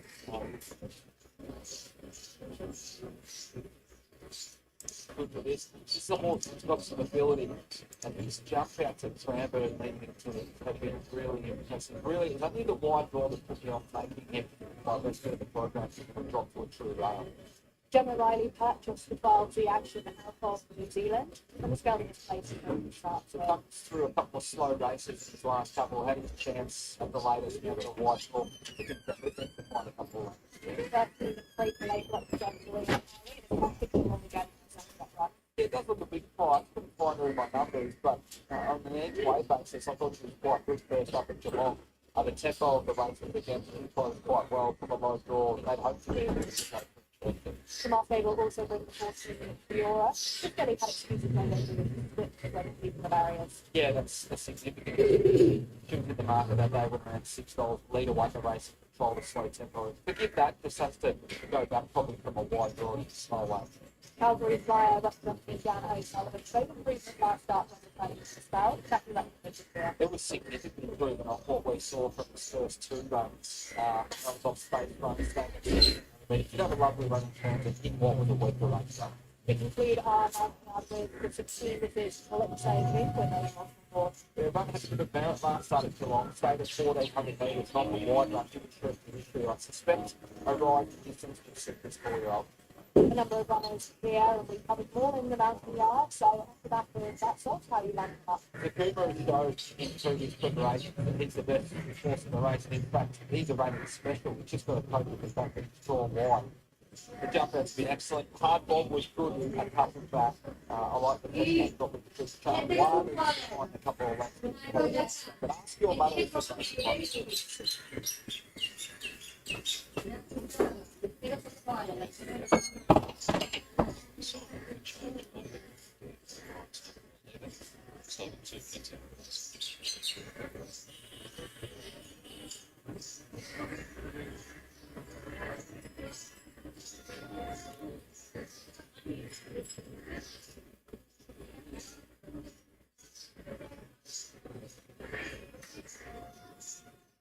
Graham Sakuma, first run for the stable. What can you tell us about it?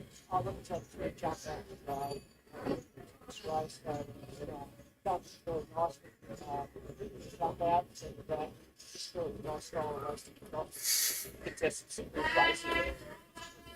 I don't mind the horse. It's only been 2.5. I'll be out. It's got some state.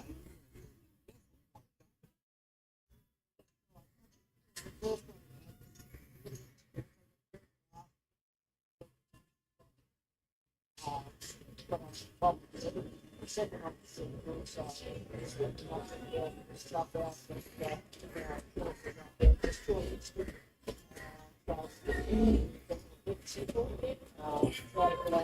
They're talking about the 4. They said that this might be easier for the 4.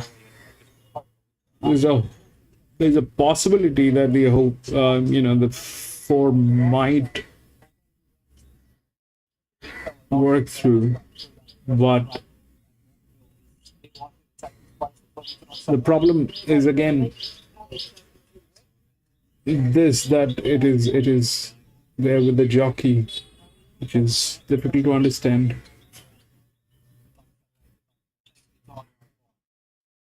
great to hear that from trainers. 4 and 8.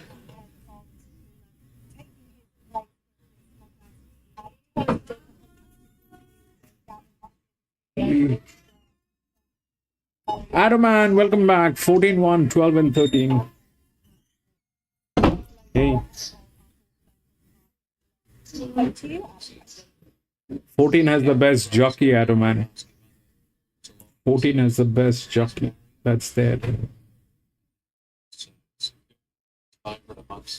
14. The action and started, goes its way around, hard bolt moved in, so Cooper goes up. Eora gets the action, the final 2. 270 for Sakuma, $5 the action, $8 Charm Noir. Then the 3 runners in single figures for this. Race 4, the Recycle for Change Maiden. 1700s, the action moves up into the outside stall and they're ready to go.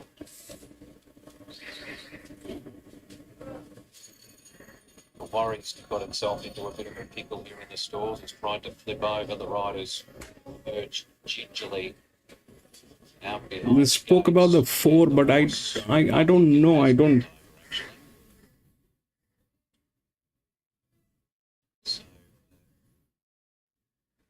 Attendants surrounding that gate. Breeder, yeah, the horse has turned right. You always say that, Lee. Come on. Something bad will happen. One side of that. I have a feeling that's why I stayed out.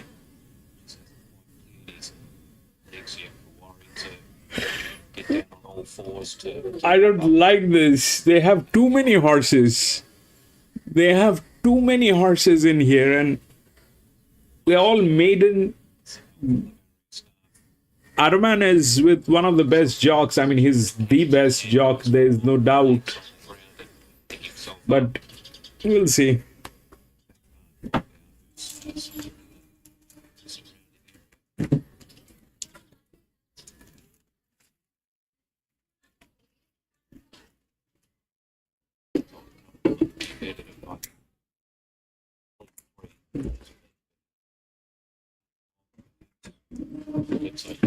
It's already been looked at. Worry.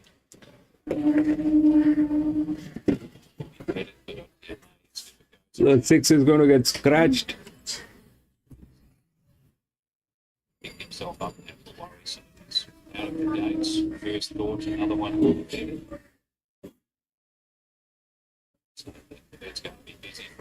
2. Zach Spain's a bit discomfort too. He's been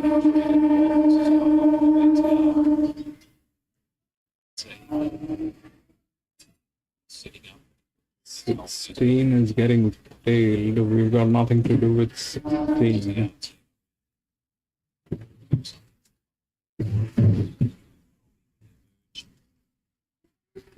From the stalls.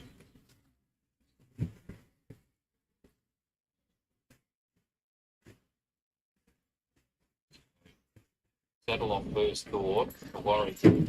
So there's going to be at least 2 scratchings here. They're trotting up the Calypso King at the moment at 16. Let's having a look at Hard Bob as well, number 8. And he's okay. He's been led back up into the stalls. Okay, 2 late scratchings. I think 5 and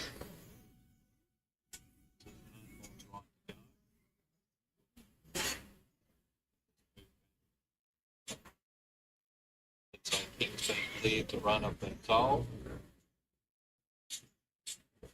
5 and the 6 will both be coming out of worry men first. 5 and the 6 got scratched. 6 is not there, 5 is not there.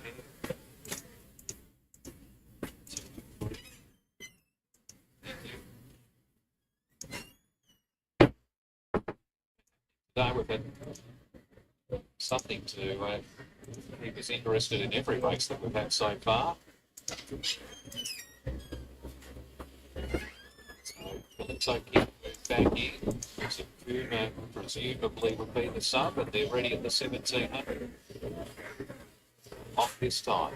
Go Woody off the inside left pretty well. Coral Impact was out nicely. My Symphony, the first starter, developing some speed. Calgary Flies not that far away with Charm Noir. Then Calypso King, followed by Ask Your Mothers and Puma, trying to get up into a midfield position.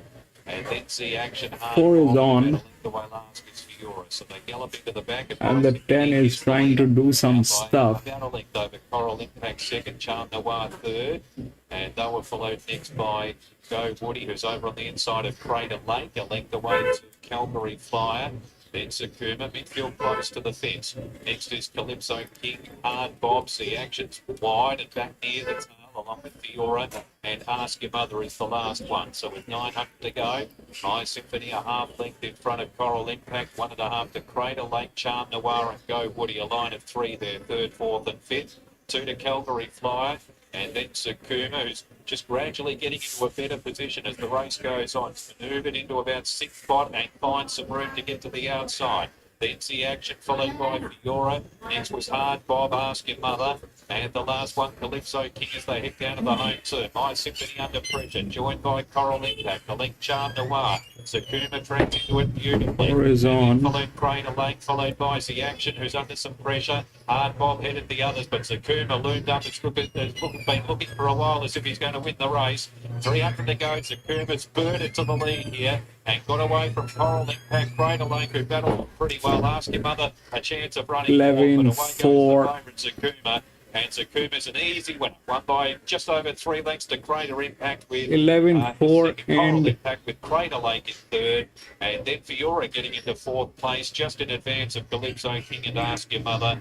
A gap then to the action. Next in was 11, 4. by Charm Noir and Hard Bob, and the last 2 were You got that 4, Lee.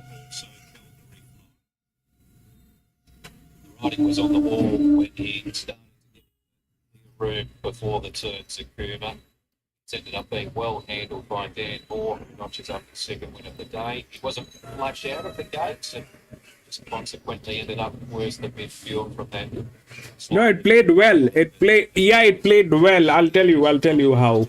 It played well. And he was right there ready to 11, 4. by the time they And what? 400 to go. Coral Impact runs second, Crater Lake will fill third, and I think Fedora gets into 4th spot late. So the interims go 11, 4, 13, 14. 11, 4, 13, 14. 11, 4, 13, 14. Adamant 14 came 4th. Trained by second win of the arm. So it played well. I'll tell you why. Because this was anyway the second horse pool. Right. This is the second horse pool anyway. And The 4 was a neutral. The 8 was actually a dumb one. And 13, I think 13 and 14. 13 and 14 are here.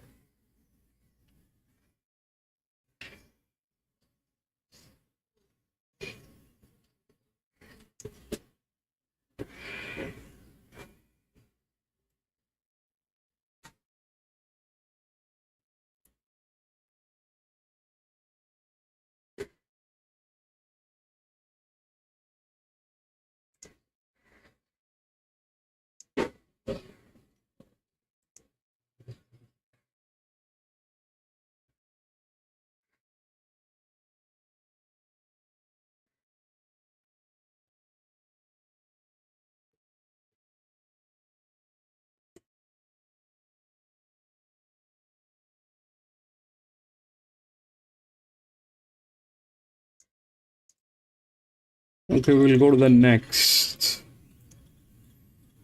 We need one good opening. 1, 5, 7, 10, 13, 14, 20.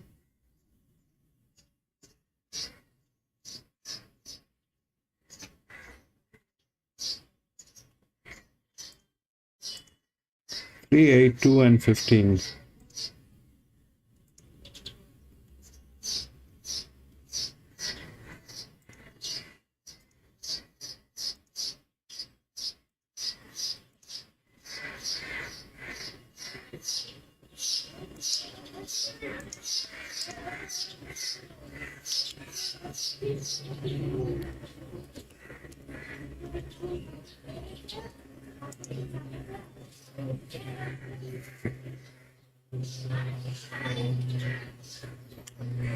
No, so Lee, the thing is, the outer drift is always a threat unless it gets here.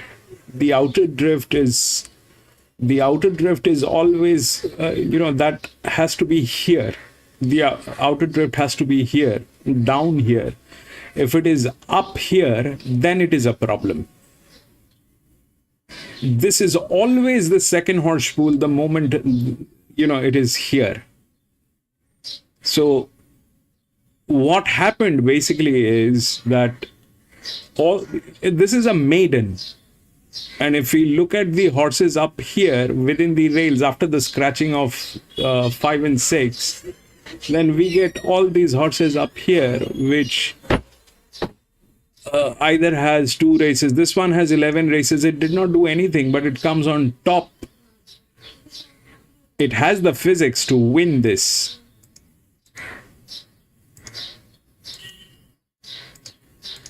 It has the physics to win this, but having the physics and in practicality what that horse is,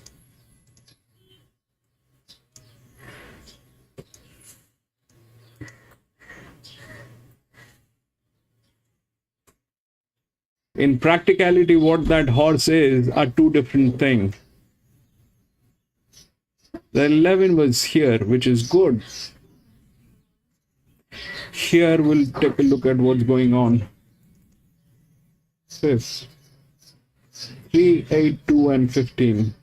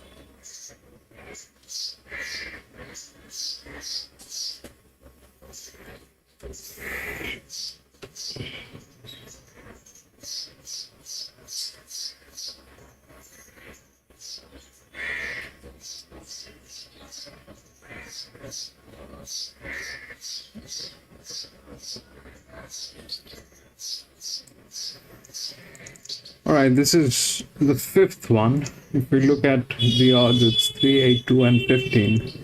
3 is the favorite, right? If you look through the rails, we get it like this, where we get these two horses, 3 and 8, within the rails.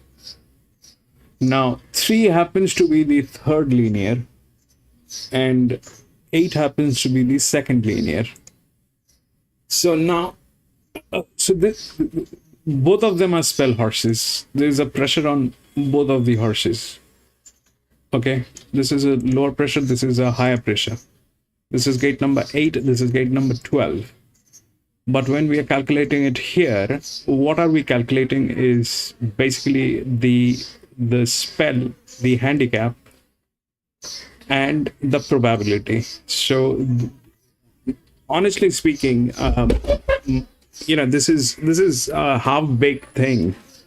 This is not a very strong indicator as of now. With testing this, the higher it is, the better it is. All right. We saw how that happened, but here the 11 with that lower also got in. How that happened is because of the spell and the handicapping on that on a grade above. So that is where we're getting that number. That's why the smaller one actually went through, and that was the larger drift. Here we have, the highest is 3, which we are getting. 3 is the highest, which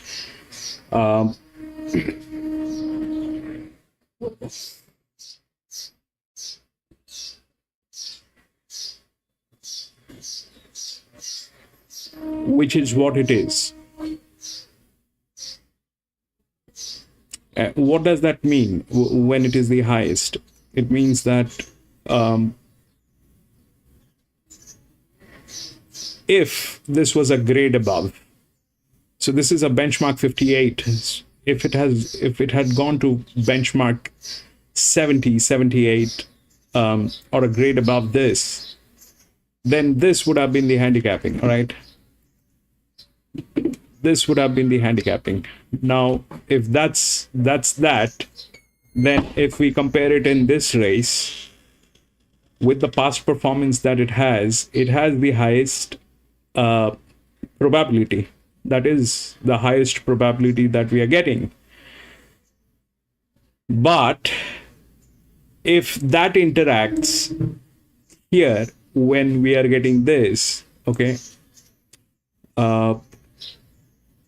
if that interacts here, this is also the handicapping. There is a it is also the handicapping. So this is highly handicapped, this is less handicapped, and this is the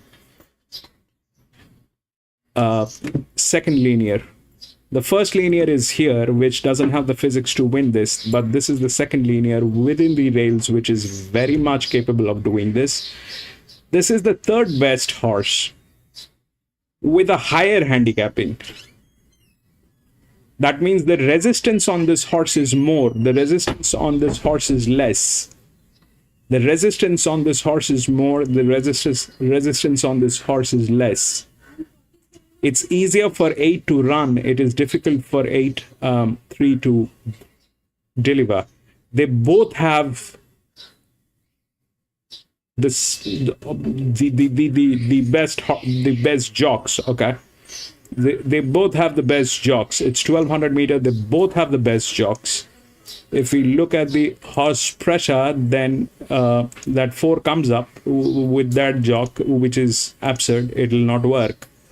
Probably that's the jock. With this jock, that pressure, that's definitely the linear. That's why there's a pressure on this, but it is not going to work with that jock. But this jock, that pressure is pretty much neat. Okay, and that is less handicapping, this is more handicapping. What I'm trying to say, if I'm being clear, is 3, the resistance on 3 is more. Compare yourself running with 2 bags, one with a 8 kilo, the other one is a 12 kilo. So what is going to be easier for you to run, a 12 kilo or an 8 kilo?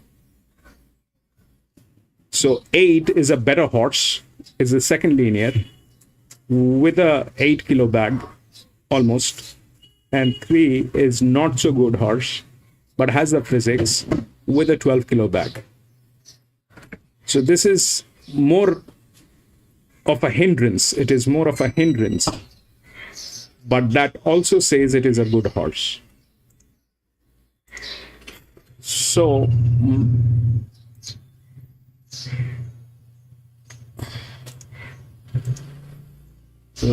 that's the second one in pressure. All right, that's the jockey. This is the jockey here, and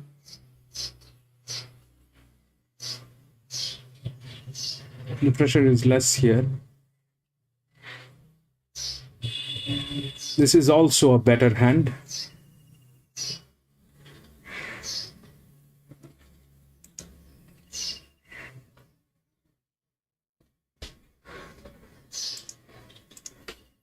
So that's that, 8.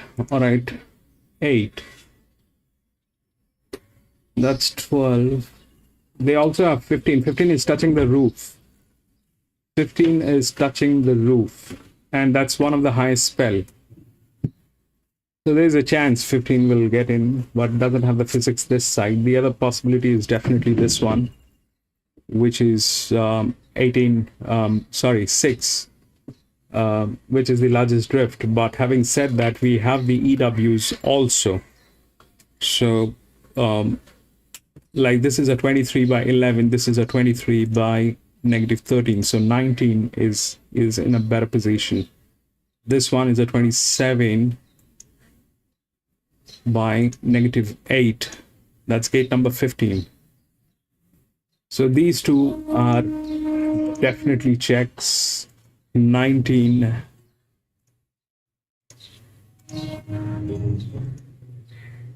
and 9, 27. This one is 23 -8. Here we got that. Here we have 22, 11 and 22.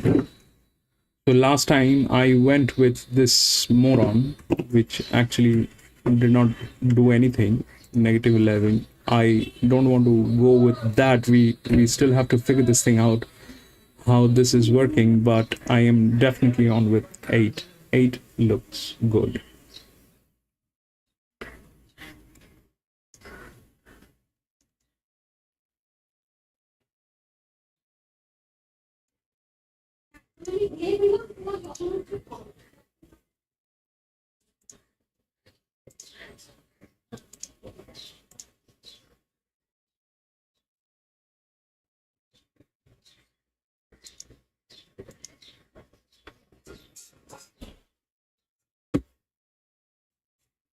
Let's see what they have to say about 8, and we'll take a look at the horses as well.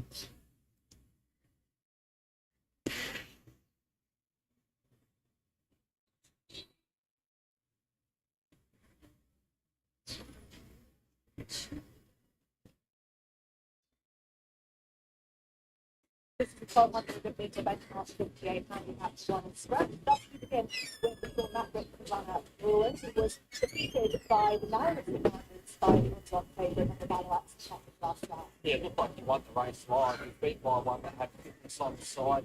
Be a lot fitter today. Craig Hewitt weights himself with this guy after riding him to his only win. When he led all the way and pulled that first last preparation, he'll be in this for a long way. The 3 My Angel Shell is a gelding who's rarely far away and fit for this assignment. He ran the third part of the race last night at $400 Afterwards held up. You'd argue that if he gets clearer earlier, then he wins the race. He could definitely go one better tonight. The 4 is Valley McCallie, trained by Adam Chambers, who said that she's the best hope for the home run he's ever had in the stable. Well, she's got some early speed. She's had second. Andre found one better, run down the leader of the straight zone, and then went to Caston. Yes, it was a day where it was an advance to the offense and leading, but after leading and being tempo, she run the fastest 300 split of the day, all being first to the track in the flat race. That's always a progressive thing for winning races when you can lead. The O'Brien single scratched 5, that's leading on to the 6th. Lucky does note the Jockey takes the 5 now. Yes, She's got to turn it forward. From there to the black, one off the ball, like, so we're going to go back in the second half of the field, very off the fence. On her day, she closed off properly. They don't do it up the top. Could have last night. 7 also scratched, and we move on then to the 8 by Jockey. This filly in place of all 3 starts on the race. The Duke takes our own. A little bit of merit to the last start in the sense that you was always sort of grass. You had to ride the run up the sense. So now 4th up with that run up the belt off the pressure action. I think that should be close to peak fitness. Should be racing up on the speed. Her peak run would bring this, but it's a bit of an Also, in the detail of still space to 9 irrefutably. This filly was used for her first start since September, but did still use this strap on debut last year. That was on a heavy truck. It was a slow away. Be able to replicate that, but also a solid spell here in 36 weeks. Had the 4 jumps. So I think the recent jump has been really good. It's quite neat this one. 10 has been scratched. The 11, the new singer, is her last start winner. Relatively good for The rider going forward last time. Added Shuka and those blinkers that you mentioned, she relished them. That was a clear best run of her career. The problem why Broadstone was able to lead last time with 4 companies. 12 Marxist represents the line stable. This mare won a carbon jump out between one. Just perhaps the blinkers on for that and stay on for them. Yeah, spot on. That's not quite where she started to finish off that jump out. Didn't in the zone. All that much work. That's quite winning. After scratching between one now to the 15, with Victory, the set out favourite last start was thumbed up. Too far away, but spending a minute with a punch. Yeah, something horrible in benchmarks is sort of stronger than this and for mine, and then stayed 1100 metres second up at Werribee. Now he had this slight run relative to the pack of the day, but the horse tends to 12 and 1400 metres in the past, so just staying at that second up was it up 1100 metres. 16 counted till Leeds has his first start for the stable here and is wearing the blinkers for the second time. Last couple have been below what would be required to win this. It's a slight improvement. Last time sports went slightly dropping in grade hard to the big bar, but the front bar, but we haven't seen it in 2022. Toast and Glory comes back to the local track once again and has played in front of them. Yeah, it wasn't the greatest run first up, but it's 4.5 months to the big bar. Probably weaker expected. The 18th Think High and Style will hit over this contest and not the grade. It doesn't miss out at turn, but suspect they might attempt to sit a little bit closer today. He's tackled a couple of benchmarks into the 4 so far. This preparation, his very best would measure up because he only won that one race from 17, but I could see Stephen through the third up today in the front of the run. Our final runner in this field is going to be Jim Carter, who reviews Jockey on race number Jockey. The bike is the same breakfast. He's got some ability. His best would measure up, albeit, yes, he has one first under 1,200 metres, but he hasn't set it to the mile. I've had the one run since November of 2024, first up today, 24 weeks, right at the back of the game. That's probably best. What are your expectations heading into us at the back of the car results? I'm expecting Craig Newen on Bullen to go forward and dictate the proceedings. It should be hard to catch my Bell was unlucky first up. Bell and Kelly will go forward with big speed for the run speed.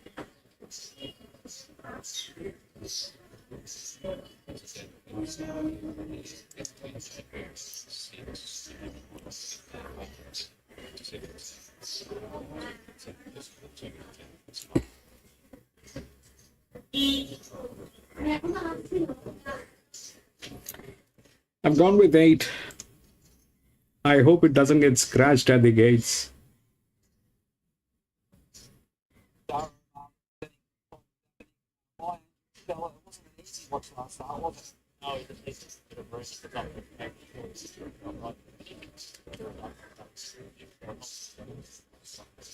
We're wide drawn today. It's like, we have seen him be able to make a little bit of ground, which is encouraging. At least it keeps the horse out of trouble as opposed to boxing like the previous start.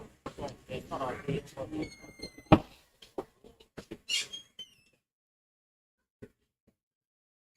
Azhar, welcome back, Azhar.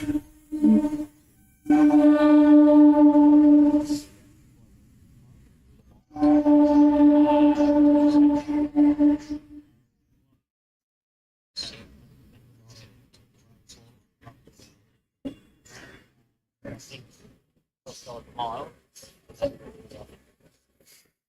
So, sponge. Well, we don't have long to fill the hall now, but thanks for your time, Nara Mara there representing the top government camp. They have now second election to market by Welcome back, Azhar. When he goes up into a middle game, $5 my angel shell. I've gone with 8. Let's see. Let's hope that 8 delivers. Beautifully below. It's 3.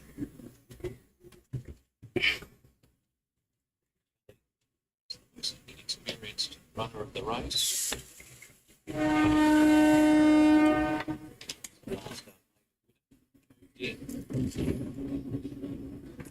I am Piggy.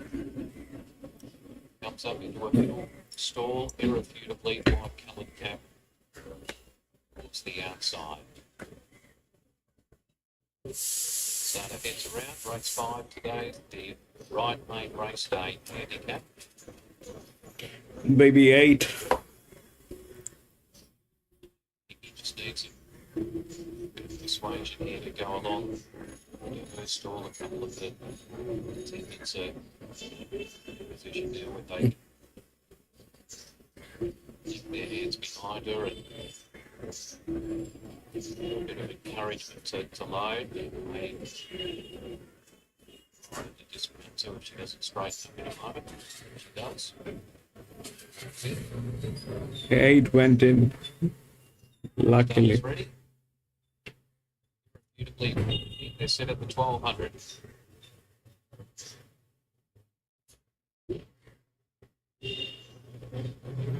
Yeah, this is Geelong, Azhar. Single. Run. They're off. Bullet jump sharply out of the inside gate and keeps the lead early from Valley to Kelly. I am Picky. And then my angel shell from the wide gate coming across. Mr. 8, where are you? To lose. Then came up along the inside to think of. Okay, 8 is on. Ubiquity beyond centre field with Lucky Duck and Marx's Toast and Glory towards the end. And Mr. 8. the last one. 800 to go. Brulin keeps the lead. A half length there from I Am Piggy, My Angel Shells. Up in third spot from Valley to Kelly, counted to lose. Next was Sue Singer. Good position. I just hope it is able to hold it there and run now. As they head down to the home turn. So Brulin's asked to ramp it up here, 400 to go.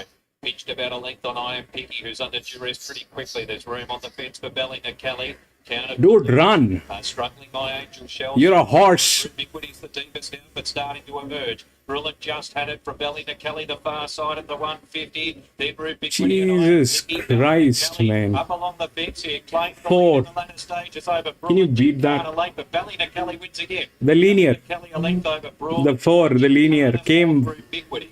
And they were followed by Angel Shell, irrefutably, counted to lose and Iron Picky. Zoo Singer was next in ahead of Toast of Glory, and then Nick on Divine Marxist, and last it was Lucky Duck. So, well, I don't know how that happened. It never happened. In last 1 year, it never happened. It happened here in Geelong. It jumps up into a benchmark level race, and she's been able to win again. Number 4, ridden by Linda Beach for Adam Chambers. Rulin hasn't quite been able to lead all the way again today. Number 2, after keeping the lead off the inside gate, Chicana at a decent price, runs 3rd. Making some ground close to the inside late as well, and Ubiquity is 4th, so 4, 2, 19, 15 will be the entrance. 4, 2, 19, 15. Bellina Kelly, number 4, is a 4-year-old mare by Toronado. 4, 2, 19 and 15.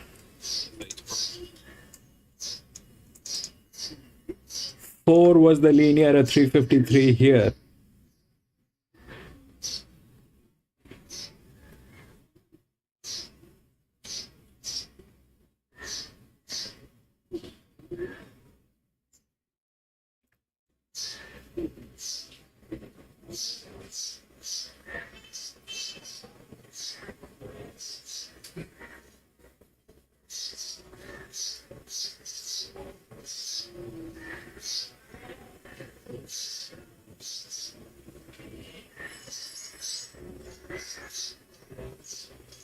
It's never come up from here. It's the first time today. It is the first time today it has come up from here. 4, 2, 19 and 15. I don't know what to believe. This is Geelong. This thing has never come up.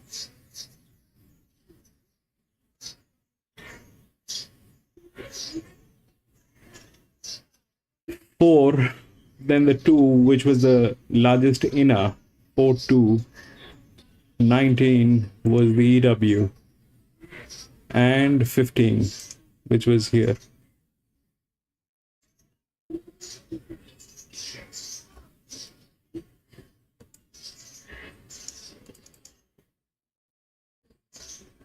Six.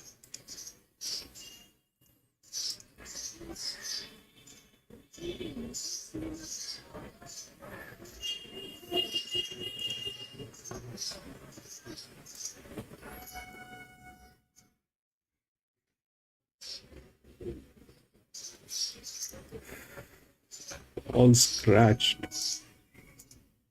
8, 5, 14, 17.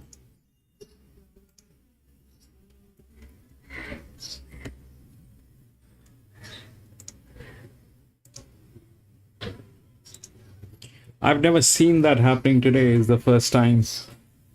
8, 5, 14 and 17. We'll come across now to winning Jockey information. Of course, on board with Spare for her last start as well. Another really impressive victory with you on board, Linda. She's a really promising fight for the future. She likes to go with a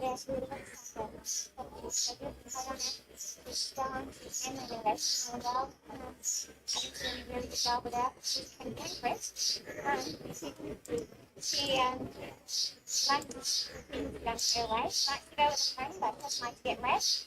And she likes to bark after the catch and the birds. I let her do it. None of these quirky mares, they're quirks of what we agreed to the bit. Was she better behind the barriers? I don't say, as you say, it's a little bit quirky. Is that just sort of things that you need to be best settled? Is it naughtiness or is it just what she needs to do to get settled? Look, it's probably the naughty that will put up with it. But she's a lot better today.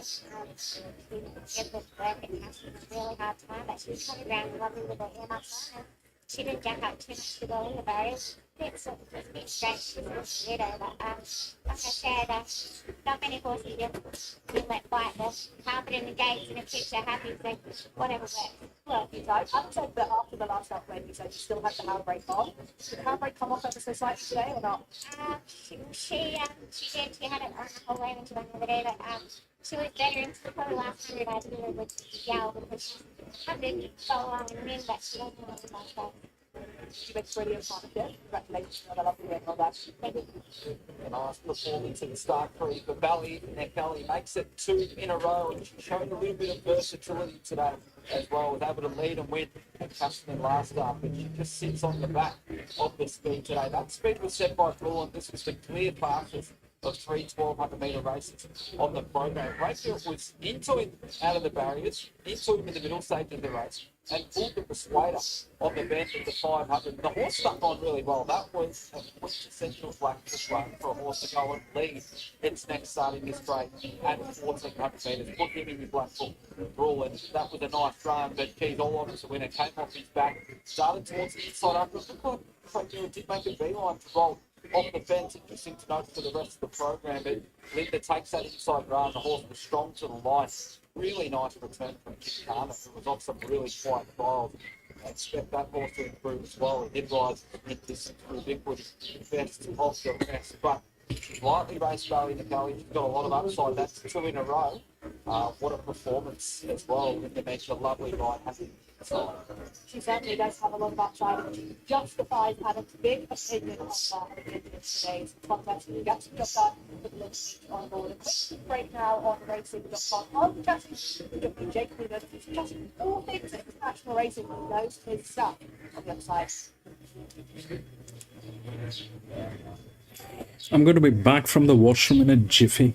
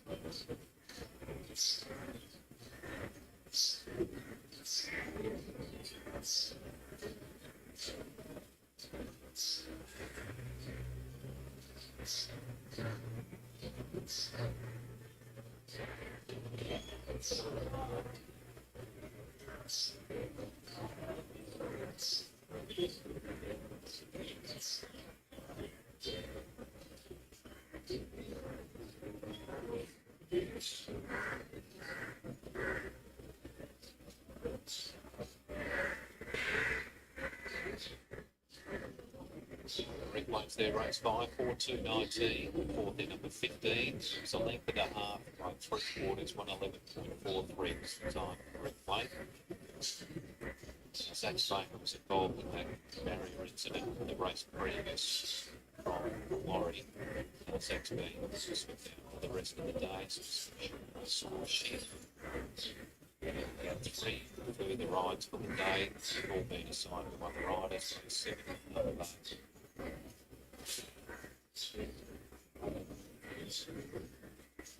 Race 6, number 10, Wheeler Patches, Nicker Beach, race 6, number 10. Didn't have a ride, race 7, race 8, number 1, Golden Hips, Thomas Stockdale. Race 9, 16, Fladell, there's 3, 13.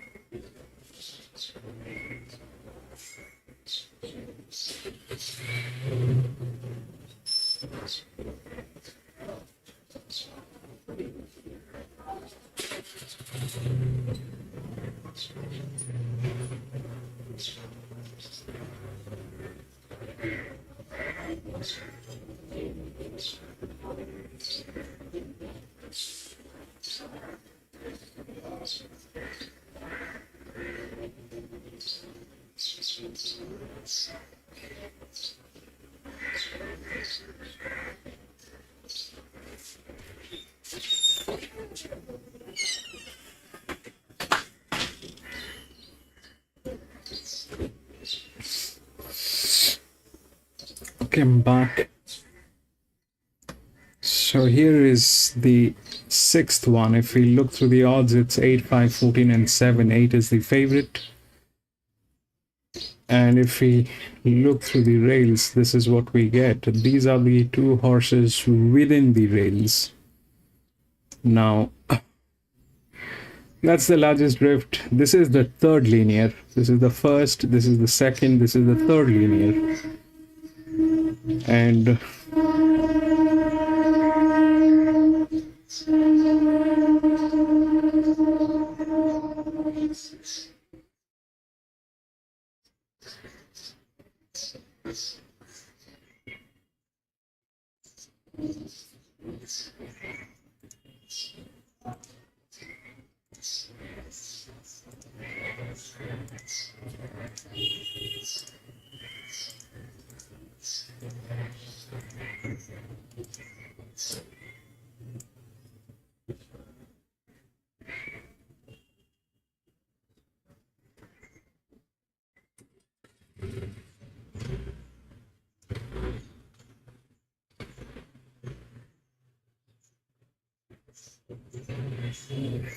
this is the second linear, which is 34 by 30. This is also 34 minus 23. So the 10 is a check, which is gate number 1. This is 38 by 25. These are the two horses which are there within the rails.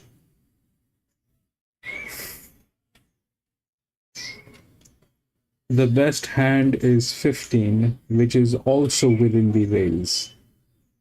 That's the best hand. So everything is here. 1, 2, 3, 4. Everything is here. Out of which 15 is the best hand. It has league races, one group 1 race. The pressure is almost nothing on that 15. And it has the physics. It is the best hand. This one is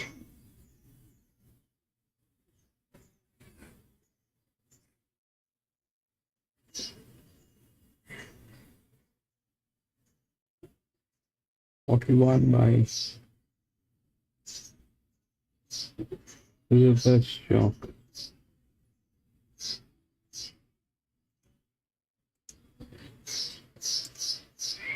Eight has the lowest pressure. That's the jockey. 8. Then 15 comes up with the other jockey.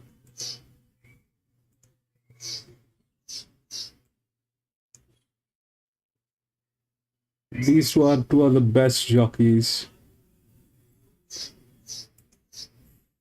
14 is here. 10 is here with this guy.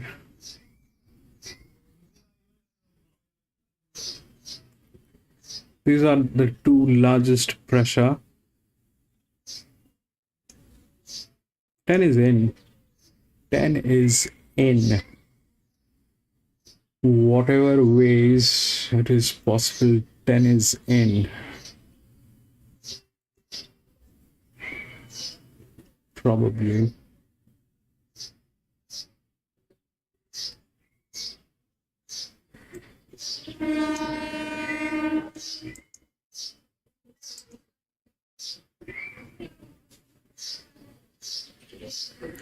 These are two of the best jockeys, all right, 4 and 2. This one is gate number 3, is also in a good hands, but this is where they also default.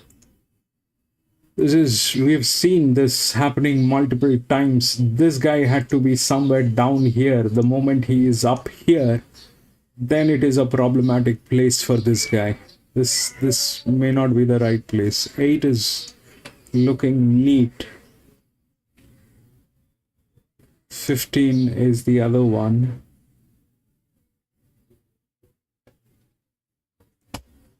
And 10 is here. Unless that 10 topples off the 8, because that's a 38 by 25 and this is a 34 by negative 23. It's a 1300 meter. We need to have these guys up. So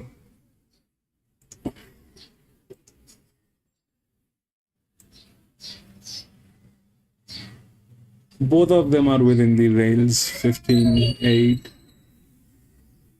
And this one comes in 16 is there, but here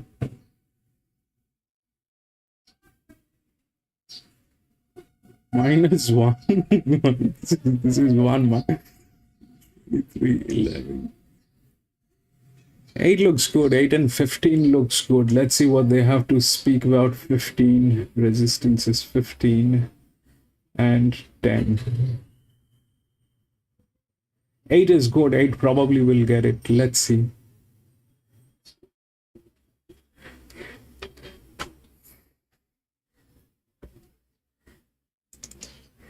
But I don't know how they're playing. How that 4 got there is a very, very questionable thing. It never happened. It did not happen in best of the best tracks. It did not happen in best of the best tracks. It did not ever happen in Randwick, Flemington, Doomben. Nowhere. A linear from that position cannot come up. Today, that happened. So you need to be very careful here. This track is not the best place. We know that. This is a tricky track.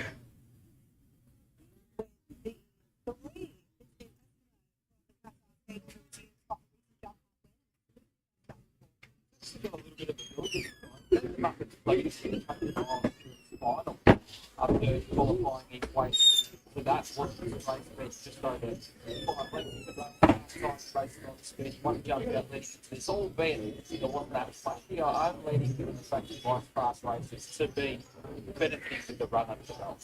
4 boys from wide to get 2 jump outs, that's Geelong. And a show he likes this over track. He certainly does. Fortunately, he gets back in a lot of his races. He jumps over the mate, jumped out a couple back, but was a slow run jump out, finished off quite well. Then he was way out the back. Reached a bit of work over 1,000 metres and closed at Geelong. Expecting down the back and charging late, but probably wants to. Team Bryce Kent Jr. brought the 5 electromagnetic. This last start winner led. Kept finding straight with me. Second start. Yeah, same setup as the previous winner. Was on speed on debut, faded a bit late, but then went down the front at start 2, and that was a Wayne Rudder of the 11-7 to win. He led with a solid tempo and kept running. Well, he was really well rated that day by Dean Beaton, though. He got a nice slowdown and then quick and well from the 42 before beats, mate. But that just says we've got more fitness to come. He'll be able to speed again and compete improvement. 6 and 7 events scratched up to move on to Archie Alexander's for runner as a win. He drops in class and it's kind of Ballarat jumping up between us. He drops in class to that benchmark 64 at Ballarat. Not only did he drop in class, that's 64 as he was pleased up to the winners. He was good in the 64 at Terrain. Prior to that, he's often racing races that are hard to miss. I like the fact that they're dropping back from the mile to 1300 metres. That's where he seems to be most effective to jump out between runs. 9 scratching the 10 parallel patch comes here off 16 Brighton and got to from the 2000 metres. He's playing in his last couple of 18 and 2000 metres. I do think though, even though he was quite good first up 1400 metres and 1300 metres, will be on the sharp side to start. Even considering it's been offset with that pressure. The 11 target also scratched. The 13 special dancer comes here for the Stokes stable. This lightly raced 4-year-old mare teams off 2 practice jump pads, could actually be targeting the synthetic. Yeah, she was definitely one that you could make a strong case for, and I could have backed if she didn't blow the start in the leading jump out. Got 24 weeks, a couple of jump outs would be good, but she was very slow away for making the crowd in the leading jump out.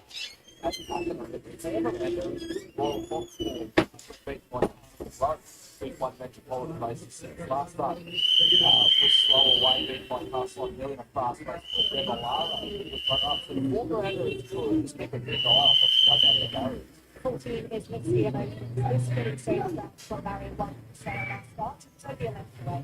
It's been up for quite some time. The knock on her has to be that the best performance of her career was when she was rated to absolute perfection at a big price at Granville. And that appears a bit of an outline. Never left the fence last start for barrier 1 at Sale, had her chance, which is a place chance, but can't say if we're going to one. Northern Mirage reviews with the link up who had retired. And this is a stay up, resuming its the strength of his jump out. When he actually went forward and faded, and the one place that he jump out was the jump out of a horse. It's known to appreciate it. Open to it to progress. Julian Love brings it into the hard.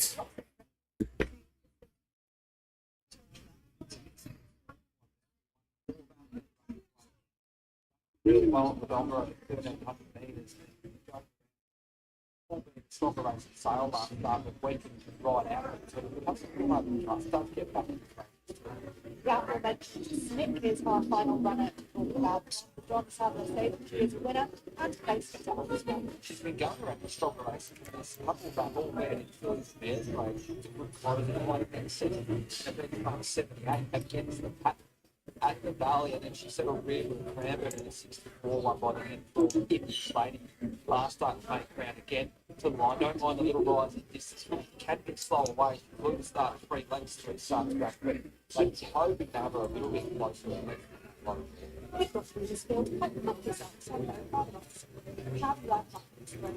Yeah, it must be there.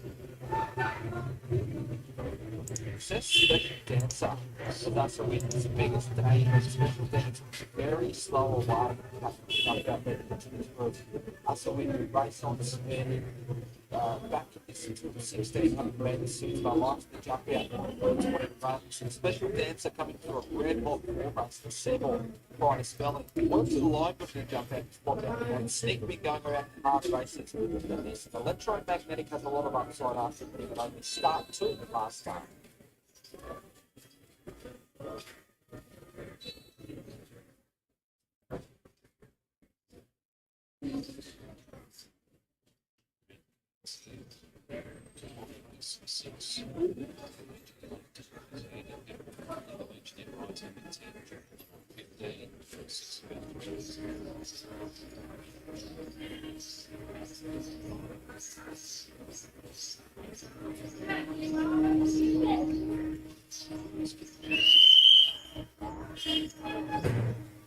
Alexander is also tonight.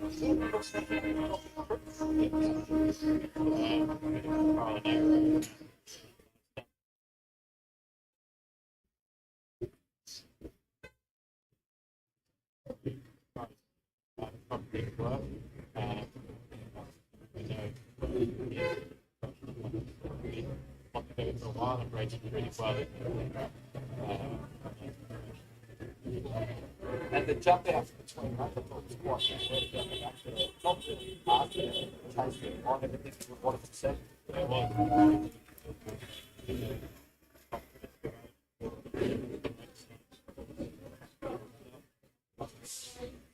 probably stopped our satellite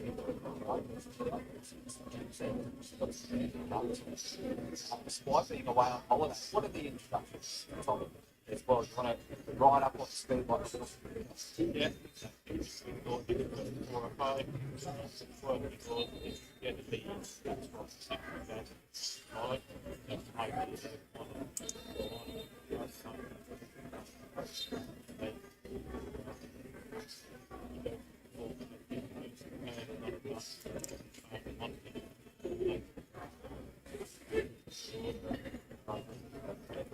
Take the pressure up and drop the points out today. So you can feel that you've best the time. Great to hear from Archie Alexander there ahead of our super race on the car. After Zach Spain was stood down providing this afternoon, we have had some new bookings through from our stewards. In this contest, aboard Carla Hack, we have Linda Meach. In race 8, aboard Golden Hips, I discussed with Dave Spooner earlier on in today's broadcast. Tommy September takes the ride. And in our final event, we have the car race 9, Bell. Freddie Persley, those differences placing Zach Spain. He was stood down from riding for the good news was that although he has a shin injury, didn't walk himself to the very best. He has severe bruising from that chin.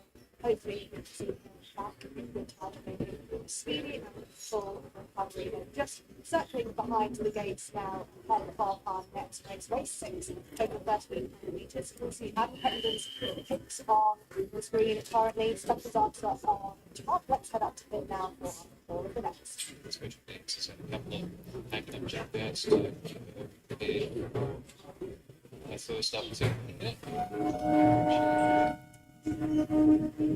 chance at the race. You can make a pass for us. It's a pretty even lot. As the wind's going to jump off both. It's alone. Kingston. It comes along. High. So 380 for Azabin. Solid around that line. Looks like right favourite, just getting back a little bit from today.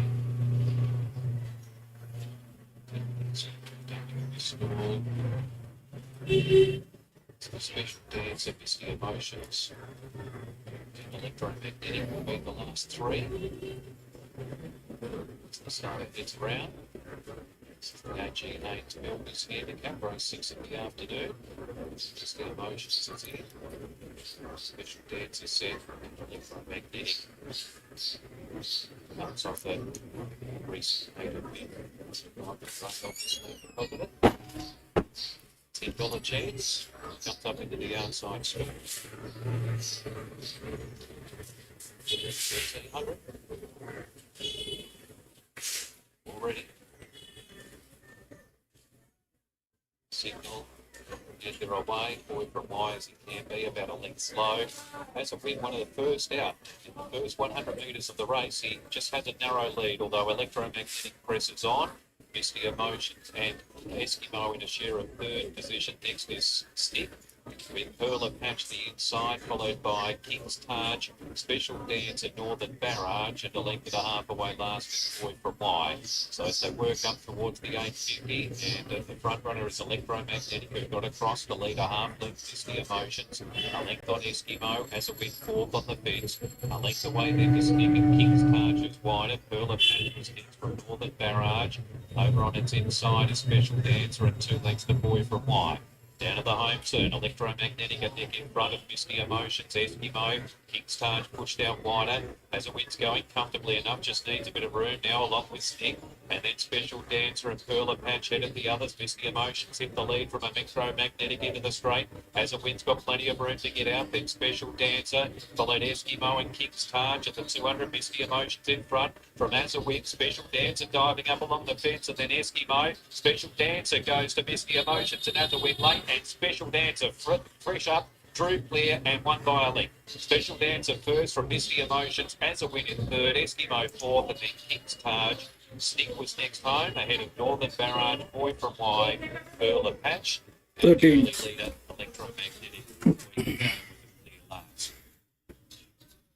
First up with Special Dancer off a couple of recent jump outs, but Really showed good freshness in the home straight, darting back to the inside. A narrow run opened up between the rail and Misty Emotions, but she took it and she dashed through, and she's drawn on to win by about a length.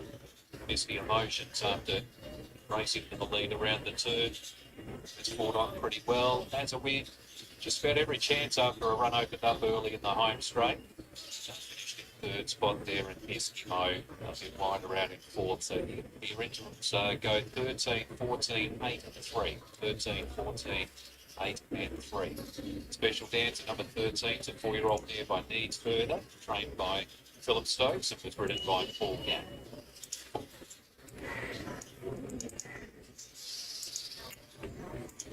So 13, 14, 8 and 3.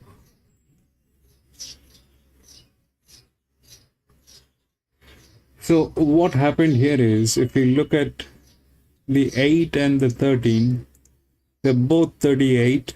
This one is on 12, this is 25. 14 was 41 by 3. So, and this was a drift. This was a drift. This was up here. This is where they default. And this was here.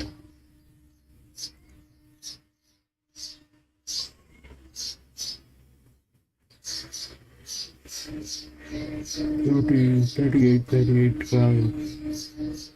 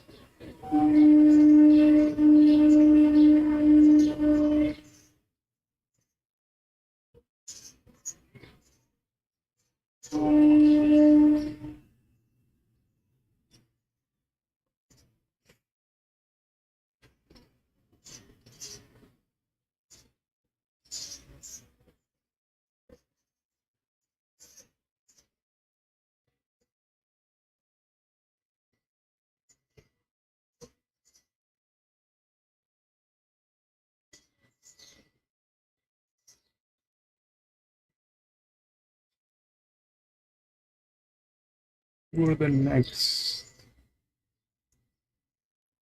Geelong, 4 and 12.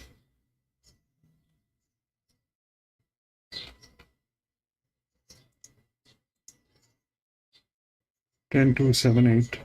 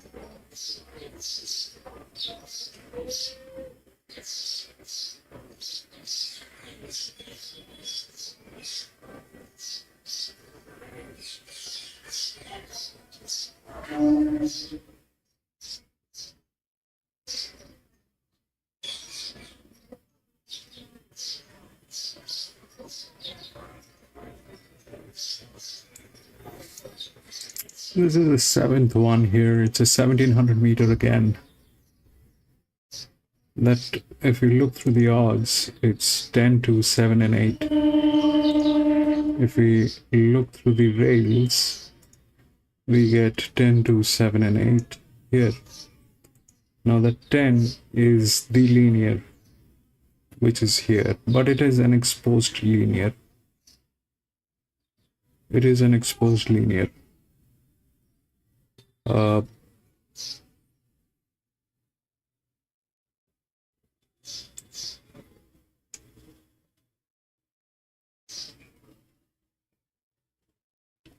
This one is capable of, not delivering from this position. This is what happens. If this guy is here, I don't know what goes wrong, but they're not able to deliver from this position. This guy is here within the rails. I don't know if they'll be able to deliver. So that's one of the problems with 2. 2 is the second favorite, but this is where they also default. But that's logically right. Linear and the outer drift, that is logically right, but this is where they default. 10 is the linear, but it is a linear which is exposed.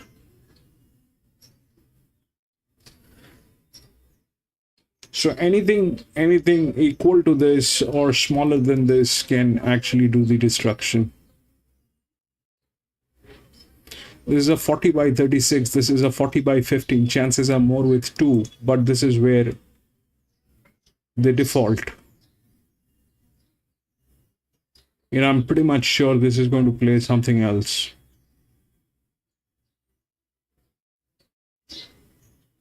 The way they're doing,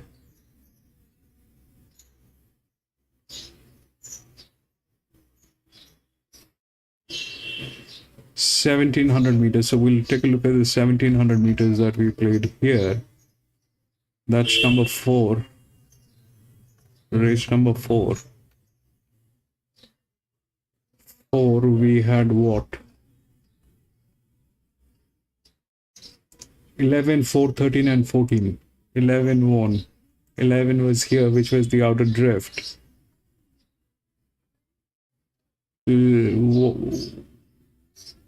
That is very weird of this, but 11 won. 11, 4. 4 we had within the stuff. 27 by 15, but this one actually won.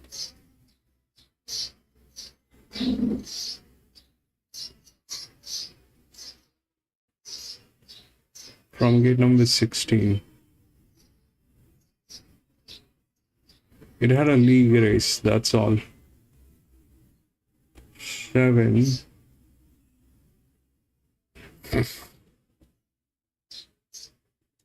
This is the largest outer drift that won in the last race, but it was placed differently here. It was placed here, which is the right position, because if it was within the rails, it would have defaulted. Here it is here, which is bound to default at this position, because that is how things have happened in the past races. They're also like that. So that's out of the ball game. This, on the other hand, is an 8-year-old gilding, and this is the other drift, which is rightly placed in a very good hand. That's gate number 10, but that's an 8-year-old. I don't know whether I want to go with it.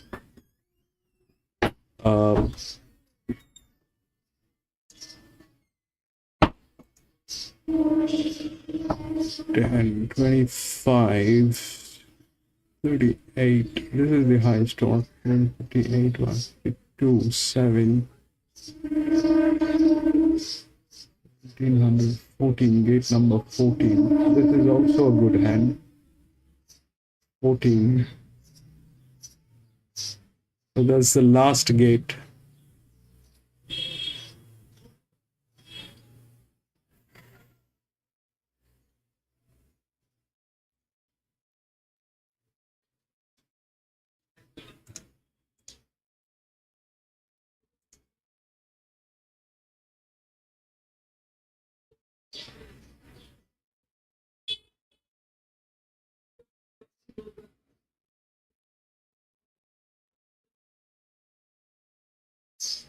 150 by 36. 154.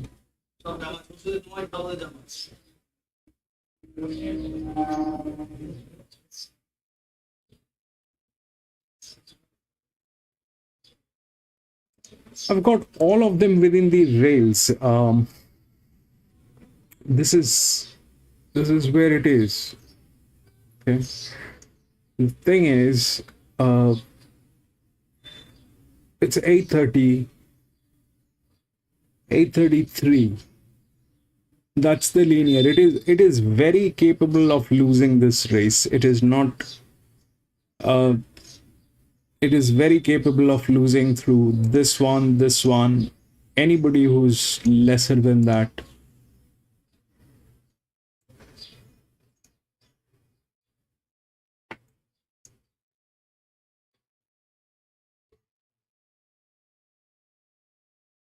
$833 up till here. That's 886.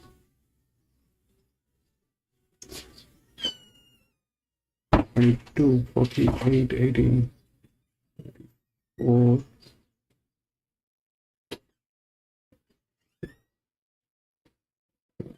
37.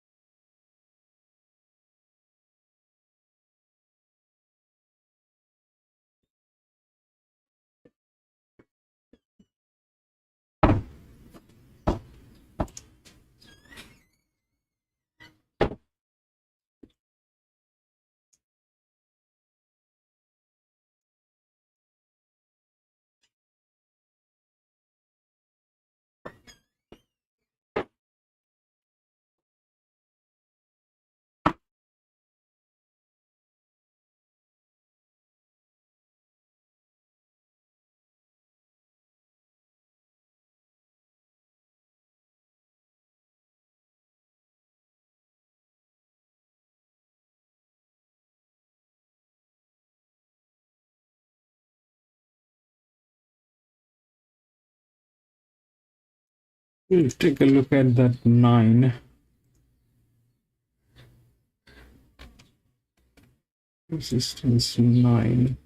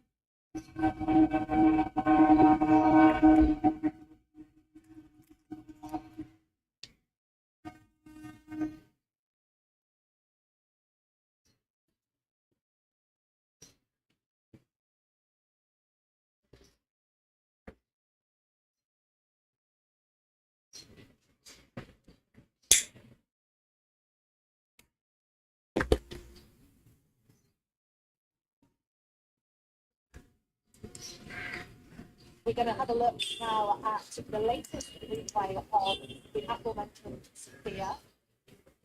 Take a look results at what we see on screen. I believe this is going to be the Sandown start. So she's finished seventh on 12 runners. Jordy Charles on board there. Linda Leach takes right. It's the fastest last 2 minutes today. That water will not so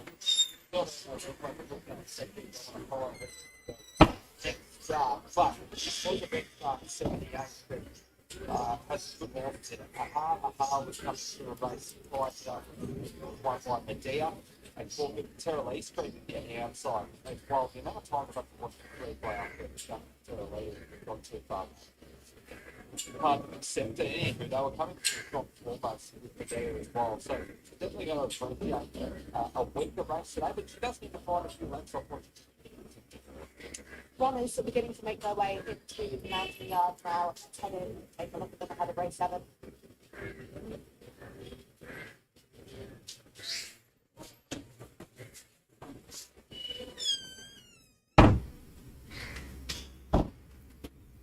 Race 7 is a 064 handicap over 1700 directing from 4 and 12 Indian field. We begin our mountain yard with Bookmark. It's been a long time since Chris Delving was in the winner's stall, but he has to be in it to win it. Yeah, he went on a tear in the winter of 2022 where he was running really well. We haven't seen him for quite some time. 3 runs back this preparation, it's been international. The two Purveyor is your best bet on the programme, the way they can take salts. But the fastest last 200 metres of the race last start went first up, beat by Shoeless, who was a dominant winner prior and had a lot of fitness on Purveyor, and the form around that horse is quite good. I like the way he closed off there. He finished 4th, he was only beaten under a length in a bunch. He's slightly up in distance today, but some of the form around him last preparation when he wasn't far off Kings Valley in a 64 on the heat track, and also not far off Cyclone Harmony on the heat track over 1800 metres. It's outstanding. I love the push of Jamie Bond for the football.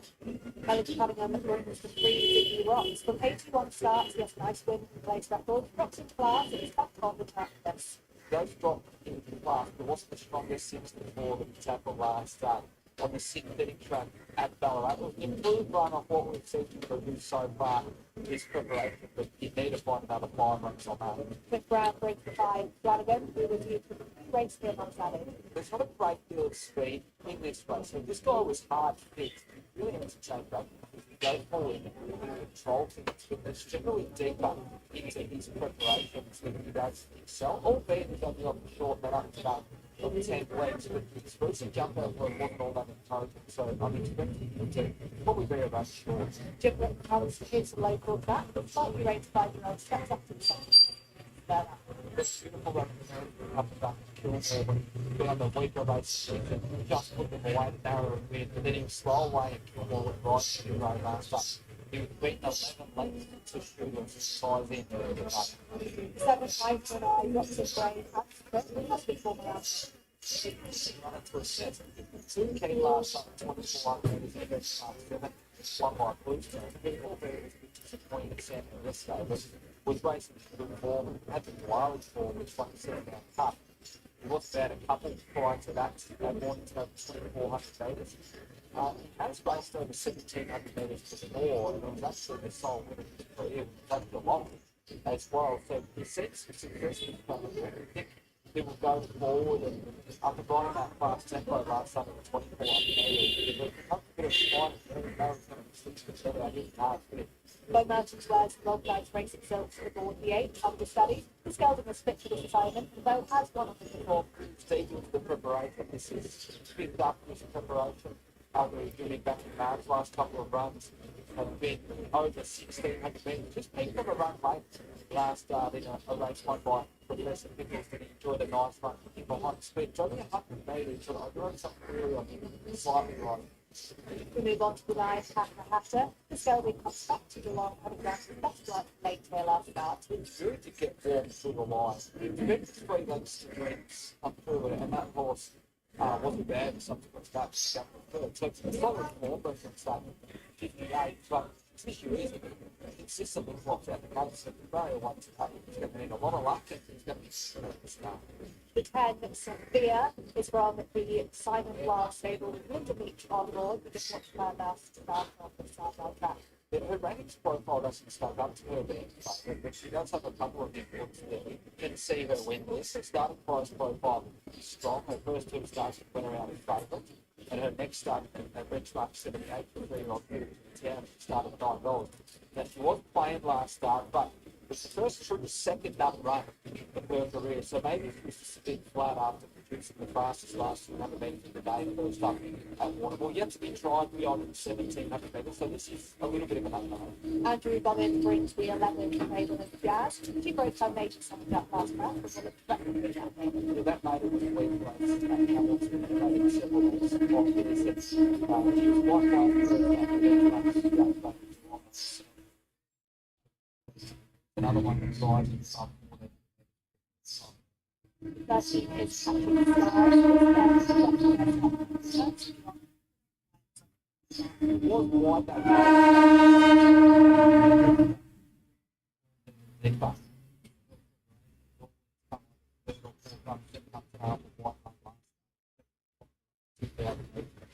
Our field concludes with the interference along at the Optimus, who is on the 1 week back up, having not signed to straight today.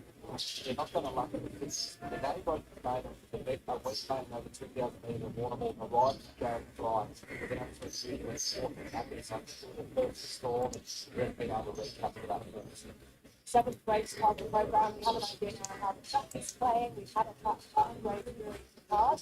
How do you like the match of this 7th race? Best bit of the program for me, Purveyor. I love what he did first up at Grandstand. I love the booking of an influence Jack Modern, never ridden this guy before. And hopefully he can be forward midfield and finishing on strong and late just as he did first up at Grandstand. Eye for an eye, but Dobson.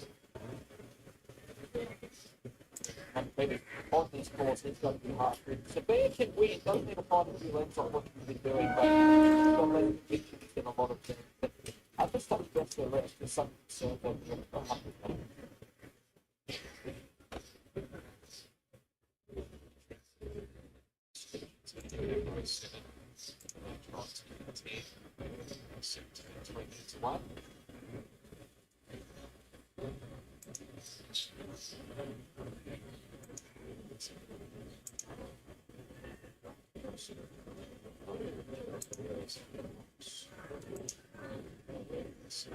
Here with Best Casanilli representing the Simon Wild camp. Got Sophia today, a bit of a sharp drop in the rate after last time. Yeah, probably was.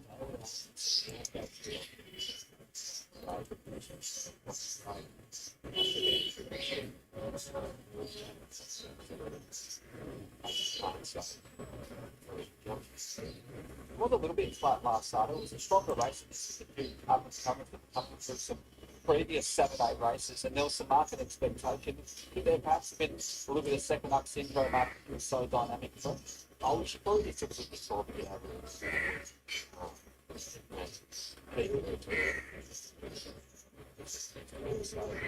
probably more than 2 months.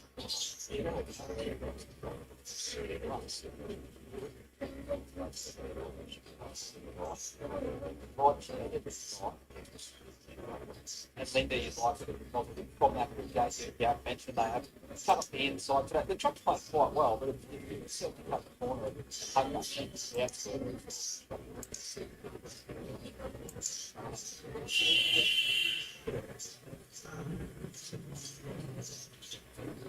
galloping through and was in a shout in the last. He's got about a couple of quite good. Controlling things at the front at Ararat, but seemingly not handling it with a recent bit of work. I think he can handle some heavy. What's been touching it done well,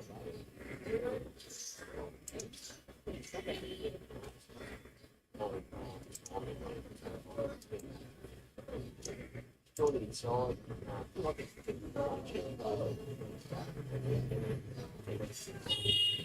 Thanks for your time, mate. Great to hear from Ben Castaneda there, representing inside of the Wild Stable. Always so generous with his time inside both pre and post race. Of course, he's getting pretty well catching up fully severe lives after this one. 78 cars Cardiff. Two starts ago, as he broke Combination over the soft six trap at the Warnable, a win that must be said. A lot to our patient and loyal owners there. Although he didn't go on to replicate that in town, as we discussed, there's lots that we'll see in the future. Great to look at that. Great replay that Schultz has so many times. Sometimes those races don't get easy to do. Well, the big pass, but also being a Philly guy for the such, we always have some sort of query. We don't have upper abilities to save it to the end of the breeders. Speaking of that, man, 17 complicated. Well, certainly been one of the best of the late market. Race of much speed and a positive job. Let's head up to Handicapping now for our call of race 7 from Geelong. Nothing left alone. Last three catching stars, eye for an eye, and Flanagan.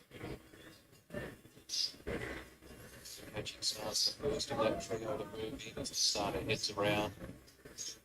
Race 7, the Mooney Electrical Solutions Handicapping. Eye for an eye is the final one to link in. 1700. Field looks ready to go. Severe Barrier 2, the favourite in front of Purveyor.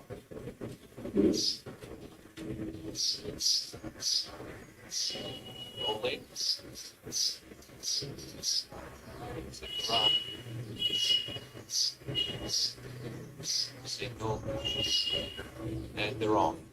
And Akahata blew the start again today. Missed it about 5. Understudy was first out. City Rocks goes with him. The Octopus is up there close. Eye for an eye coming over from a wider gate. Flanagan catching stars and Purveyor were next from Cradle of Jazz. Sophia drifts back towards the tail with Jim Brook Bookman. And the last one is Akahata. So into the back they run. And Ziggy Rocks finds the lead, stretches out 2 lengths clear from Eye for an Eye. The Octopus third, 4th understudy, a couple away to Flanagan and Catching Stars, Purveyor next the inside. Below Cradle of Jazz and Jim Brook. Sophia's probably a dozen off the lead at the halfway point, back third last inside of Bookman, and about a length away last is Akahata. So inside 900 to go. Ziggy Rocks running this at a pretty good gallop. Gets out about 4 lengths in front as they move off the back. Eye for an Eye in second from the Octopus and Understudy. A length on Catching Stars, who's been a little bit wide. Flanagan was next, then Cradle of Jazz, Purveyor, Jim Brook and Sophia. Second last is Bookman, and the final one remains Akahata as they head down to the home turn. Ziggy Rocks a couple in front, 500 to go. That's an 8-year-old. Eye for an Eye, the Octopus, Understudy, Catching Stars. Purveyor's just looking for a bit more room now from Cradle of Jazz. Sophia sneaking runs along the inside. And then Akahata, Jim Brook head of the others. They turn into the straight. And it's Ziggy Rocks tackled by Eye for an Eye, the Octopus. And then Understudy, Purveyor starting to run up to those leaders now. And then Sophia, 200 to go. Eye for an Eye has the lead. Understudy and Purveyor loom though. Eye for an Eye tackled by up on the outside, Understudy and Purveyor. Understudy a nose in front. 8-7. And Understudy a half-hit winner on the line over Purveyor. Eye for an Eye ran third, Sophia into 4th, and then the Octopus followed in by Cradle of Jazz, Ziggy Rocks, Akahata, Catching Stars. Bookman was next, and then Jim Brook and Flanagan has ended up being tailed off last. Understudy just edges out Purveyor. They came together with their runs in the last 200 or 300. Understudy just having a slender margin on Purveyor the last few strides of the race. Eye for an Eye after being pretty close to the front most of the way. Has battled on well in third, only beaten about a half length. And then the race favourite Sophia, she got a long way back. She's worked home okay without looking a winning chance in the home straight. But your interims go 8, 2, 7, 10. 8, 2, 7, 10 are the numbers here to race 7. Understudy, the winner, number 8. Winner's a 4-year-old by Hellbronker, trained by Big Price and Big Ken Jr. Bo Mertens with the ride. Purveyor, number 2 and 2nd is by Merchant Navy, Bevan Lamming, Jamie Mott. 7 High for an eye third is by Kodiak for John Leake and Tom Stockdale. 17. Runs for Where was a 17? margins are a long head and a long neck. The time for the race is 1:44.26, 1:44.26. It's almost identical time to what Superman ran in the maiden race earlier today. So the study was in the market at $6.50 chance on the VOP, about $7 there on the super tax, $7.62, Purveyor $1.40, for an eye $1.80, 12.20 Quinella, exactly $23.50, trifecta $100. 8 to 7. And the first 4, $177.60. Gives you all the details from up here as we head down to 11. I'm alongside Lewis now representing the stable. It's just important me that you ride this gelding every day. Were you expecting this win here today? You've known better than most. He has been doing very well. That's been before. It's very strong kind of gelding. So 8 to 7 and 10. So everything within the rails actually got in, but it got in a different way. That 8 won with 0, 34. very on the ball each day. Then 2, Very hot, well. then 7, finally the 10. Looking a really good run. And yeah, pulling through us. How long have you been with the class community? I've been there 2 months. I did back 2 years of Calvin's on McAvoy, so I moved to down to 2 months ago and I'm happy with it. Is it warmer in Ballarat? Sorry for anyone listening from Ballarat. We do sometimes mention the weather every competition. Yeah, it's pretty warm at this point. I've been 40, we're -6 in Ballarat, 5 degrees down in Canberra, so yeah, a lot better. 4360. Australia, I spent an accent from the same country as myself, I believe. Yeah, I came over in August 2023, got looked back, absolutely loved it. And a background in racing back in the UK. Yeah, I did William Patterson and Albert over there. I've been in racing now for about 10 years. But yeah, I think then I'll do for a long run. We do all love it here. When we come over, we never want to go home. Great to have you here. Congratulations on this win. Thank you very much. We come across now to our winning Jockey Bookmark. It's just now with some of the Roll the Dice Racing team debriefing them and debriefing all of this as well. We'll come across and join us now. We can just debriefing both some of the Roll the Dice Racing team who are on course here. Always great to have the trackside. What did you tell them? Just keep me on. I'm doing it now. I'm going to get the win, so just keep me on here. But on the race, we've been well, good speed. To stop running behind the leaders. Just been at the right time to concentrate with. He really screwed home. Watching for 2 on the now. Sense progression when you got on board today. Yeah, obviously, we went to a couple of starts after I won the first time. Probably think things go well too much, but today it's worked out well. And we had to finish time to speed. And when I had to pick him up and get him into the run, he really wanted to do it. And, wasn't going to do that, get it covered. It's pretty close on it. What's his greatest attribute, and is there anything that still needs to learn going forward this one race? Just like I said, he's at the top of the race, he makes it home up, and it's quite an easy ride. It's awkward if you have to give him a little bit of a ride, but he's pretty happy wherever you want to put him. It's going to move you all right. 2 for 2, that will definitely keep you on, all right? Thank you. A nice performance from understudy deep into the preparation, getting beyond the mile for the first time, and a lovely coupled up ride from Bo Mertens, who produced his second win aboard the Gelding. Saw him run what was definitely the best race of his career to date, 1:44.26, and run slightly faster time than the 1:44.33 by Zakuma, who won by about 1 million lengths earlier in the day. This is how it all played out. Zingrons went forward, set that fast tempo. He was always going to come back to the rest of them. That left an eye for an eye exposed at the top of the straight, back distance, and Tommy Stockdale asked for an effort at the top of the way. The horse was a little bit one pace, but it still wasn't a bad effort.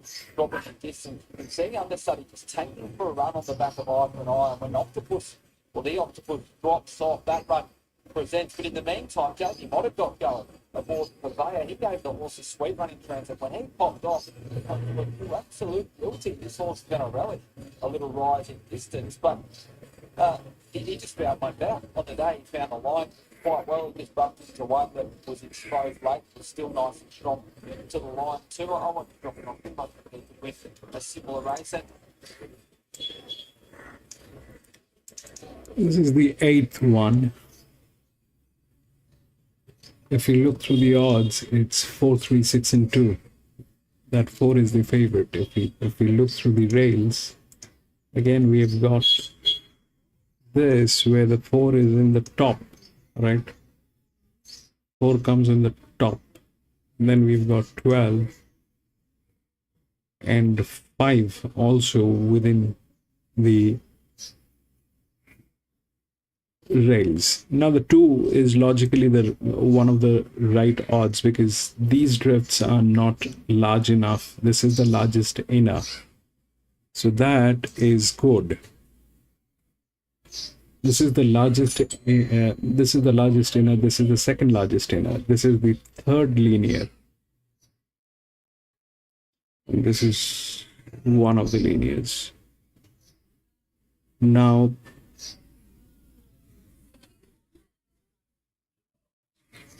so this is a 36 by 18. We have the 35s here. There's another 35 here. We do that, then we get all the 35s here, wherein the 14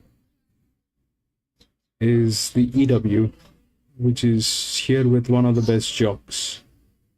It's a 5-year-old mare, comes from gate number 7. 6 is the second linear. And 8 is the linear, which is here.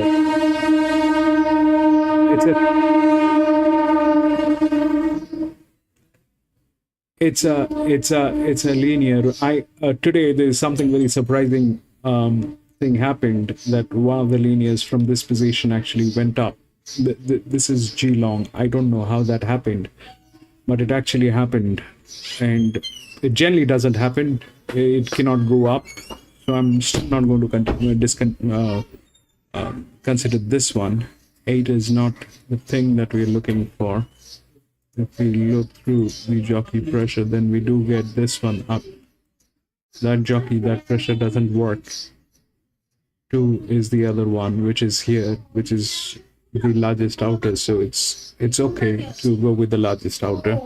They're also in a good hand. The best hand is probably 1, which is here.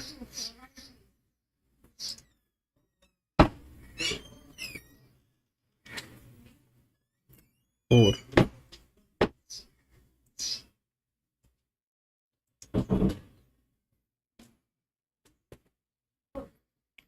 If we look at what happened here, it is well within the box, but the one with the lowest pressure that actually went through. So league and lowest pressure here, that's the league, and that's the lowest pressure on 5, which is a neutral. Neutrals generally don't win, but in a circumstances that are so volatile, this thing is quite capable. So that 5 is a check. That's the lowest within the rails. 36, 5, right? The connecting gate is definitely 6, which is the second linear. That is not happening, but 5. And then this one is there within the odds, which is 10, 5. This is quite capable of getting into second or the third position. This is the largest drift. The outer drifts are lower. This is the largest. So that is that. So 2 is the right one. So that is 35 by 20. And here the 4 is the favorite, which is coming from gate number 11. But we also have the third linear here. Jockey is an issue. Here what happened is there's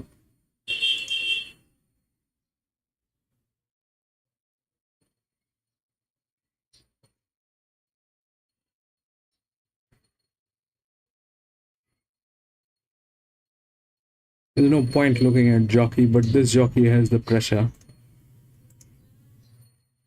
Here are the pressure line on the jockeys, out of which this with that pressure is bad idea. 8 is out. This one with that pressure is okay, so that's okay. So 2 is good. This with that pressure is again bad idea. This is good. And we are talking about this one, which is not a linear pressure. This is also good. Coming down here, these are the ones, but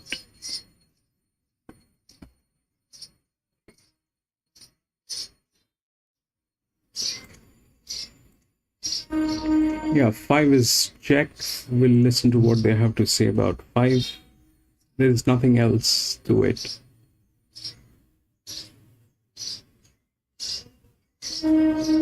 5 has been set as a neutral. And 4 is the favorite, which is from gate number 11. This is 5. 2 is okay. This is okay. I'm not saying this will not happen. The problem with 12 and 3, let's take a look at that. This is definitely a problem. That jockey with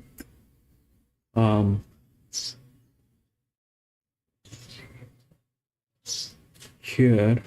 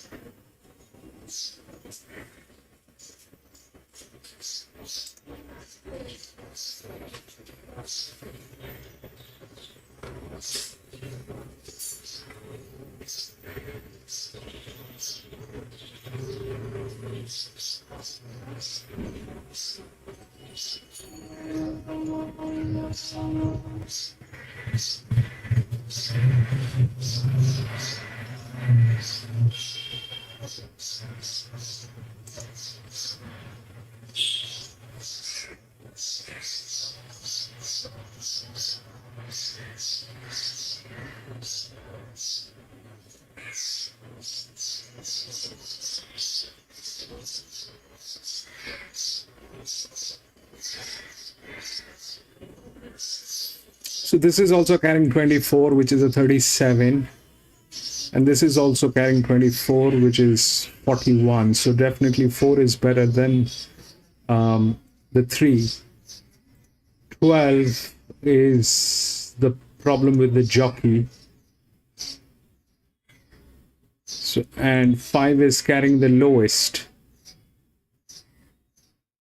5 is carrying the lowest pressure. But it is set as a neutral.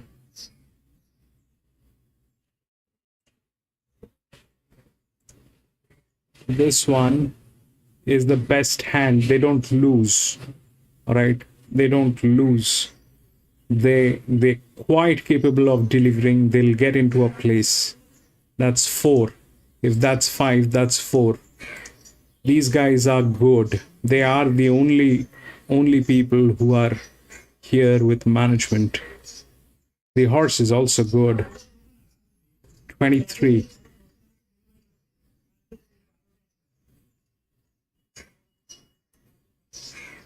1.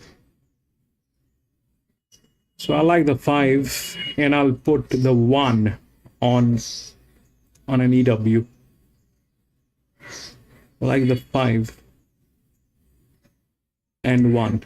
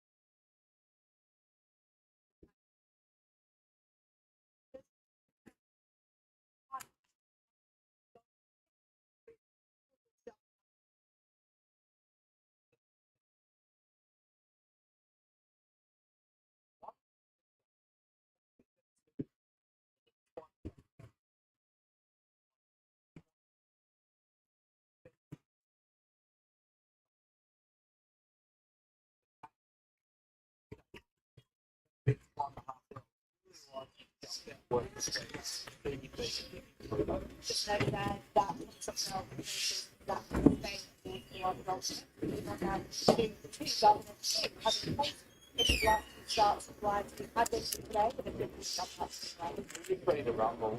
Below it says first up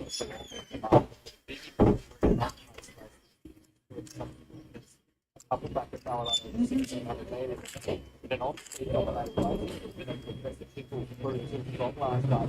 He was the best in both and got out late under the line, slightly up the distance, in the past, and they jumped him out between runs down the back of Carolina. It was a lovely piece of work. the three of riders usually, in your early look after the website, that's taking his great strike at the top. He takes off the lift and legs. Yeah, they're sitting training winners here. They don't call this the long home straight pay. The strike is 28% here. The career strike rate is 9.5%. So runners come here, they perform well, and they the market. Well, the expectation of the market today is this guy's going to be hard to beat. He's been well supported into the current favourite.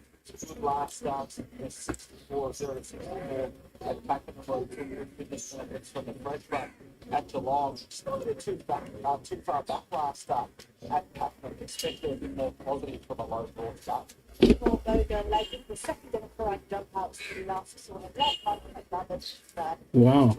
First up at Pakenham and Luckless to just roll away, Darcy way down in the line hard at the last close of the game. Beat by Owen Wish, half a length of Pakenham. The benchmark 64 second after that horse is then subsequently gone to town and run the D at a half a length in Caulfield last week, and then we've beaten the $1.80 favourite by Sheila's last Sunday Cranberry, but across the line with Surveyor, who was a narrow runner-up previous. So the former innings good, jumped out well between runs. He came bring the five front line active here, which we like to raise the other kind of field. That's not good. That was first up on some 20 weeks, and that was just string 2 in a row after the paddock winner of 2,000 metres and playing the runner. Third, over the mile was the most important favourite, and it took the centre line half of the below average tempo and a good rating. He's on his start time today. He's open to plenty of upside. Market expectation around him to be good so far. his career. He can win the race.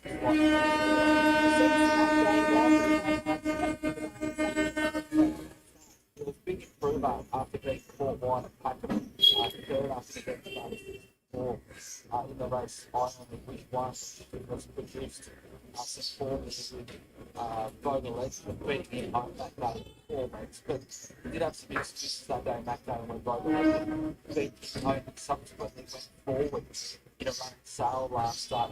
Look, had his chance, something about him, recently, but he's here at peak fitness now. The 7th Shirley Special comes off the last start win on the Sunday. No market expectation that night, a week of race over being competitive. More pressure up, some 6 weeks between runs, $1 at $61. And it wasn't the worst. Dillinger, who's a horse for the McAvoy, who performed well in the past. So, look, it wasn't equal to the other one. In the past, the previous win find it up was at Geelong over the so the rest take a run, but it's only just going before that last I thought it was 3-year-old filly Shabbat Saki Break had made one debut in last start. Yeah, it was a terrific ride by Fred Pearson that day out. The filly was slow away, we were their way through. That's a very low rated race there. So this hero was a big improvement from start 1 to start 2. That improvement relative to what you needed to do today would be about 7 The diamond was done, especially moved on to Top Heart, Tip the Town, who has provided ads again and something value one. His work measured up and wins by probably a couple of lengths. But in a while, since he's been in the first couple of runs of preparation, it's quite poor. On the day that the trailer for the new opportunity drops, we have the brilliantly named Alphabet, who did well recent at Flumpton last start, but the break had made at Ballarat start fire. That was a week, mate, for the gross per payment. That was over wages $41. Is where it should start quite slow away. But then had a lovely running advantage by a line that we recovered early. Look, forgive last Sunday, but it's a fast race. It's really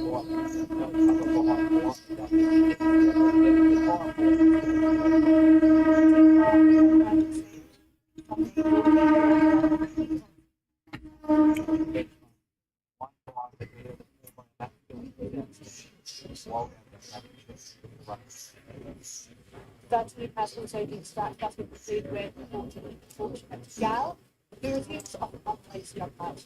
She resumes off 14 weeks, that jumped out usually quite poor. Did have to take back a little while since she used to run on turf with this one. Okay, that's all our runners discussed. With that in mind, we have your next best and your best lucky in this field. So I think we have a bit of a spoiler alert for you dropping in your numbers, but you can make it next. Yeah, I've had a bet on a couple of these each way. Governor King looks absolutely prime. He will likely go forward and hopefully just slot in behind the speed after the jump out between runs that he led and won. He's building this up with preparation. Golden Hips is probably want the track to be a little softer than it is, just sort of running 24 times now. He's done a few seconds in a row, he can find one better, just the one with 17, but he's knocking on the door and broke the leg. It was a nice jump out between runs. He's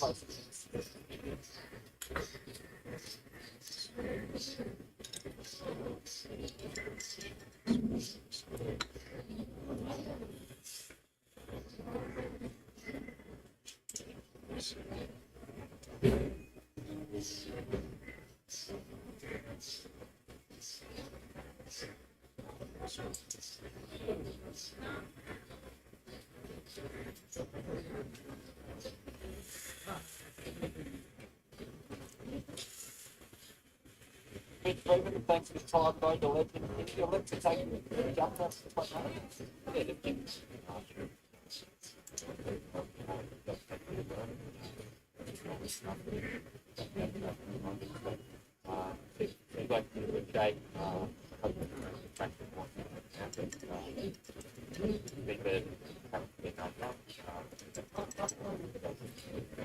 Pretty consistent knocking on the door, this preparation, without winning and then finding the line. What do you do from that?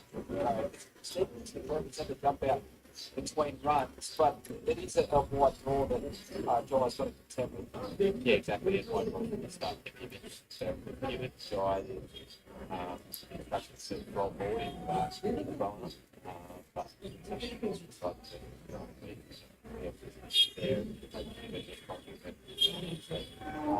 right there. You do have the opinion that is awesome, the likes of his toe into the ground. So you're hoping they keep it to work together. Yeah, absolutely.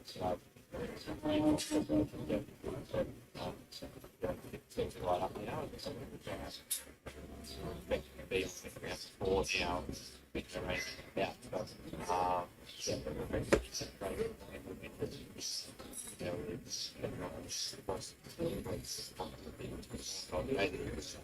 Good chance having a look at what the rate goes up there. They touch this the other day. But in the meantime, good luck today. Thanks for your time. Thank you.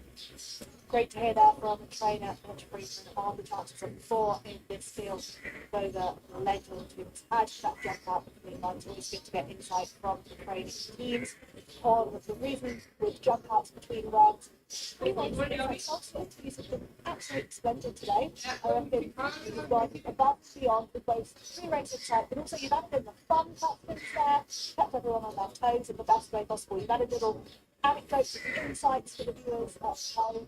I love the whiteboard notes of well added to the part.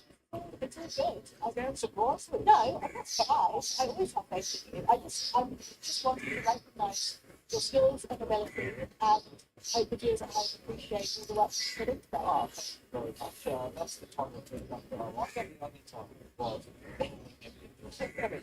yourself. So, no, I much appreciate that. And also everyone for their time as well, which was busy with the horse and gave up his time too. So, yeah, it's an open race, this one. An even market. It's been walking around. We've got Live on the Street the week currently $4.40. Matt Day, the awarded $4.60. Now Broker Legend, flux in the favourite $4.20. Frontline Action takes the board. King into $5. Springs over the point of about $8 as well. So I don't think we can't quite work them out. It looked an open race on paper, and it certainly is. We've got the loading process for the penultimate on a 9-race program at Geelong today. That's Fredman for the call. Sunday Georgie going to give it 3 seconds after the field here. 29 for 60 line spring. 460 back day. 550 government. 650 front line action. So plenty in the market. It's another open race. Front line action. 10. 3/4 come along. Shimano Sinky, both Legend. Back days. Those 3. Legend. Points there. Back days. 12. Shimano Sinky's going to be the last one. Midfield's nearly ready for the Oz Wide Plumbing and Civil the Handicap Race 8. 1700. Shimano Sinky's in the stalls, so they're all ready. And away they go. Sunday Georgie jumped very awkwardly. Fortunate Girl was slow out as well. Mac Dane bounced out well, along with pressing on his golden hips, frontline action, Top Arctic and Lygon, String Luigi, Boga Legend really wide into this first turn, not far off the speed.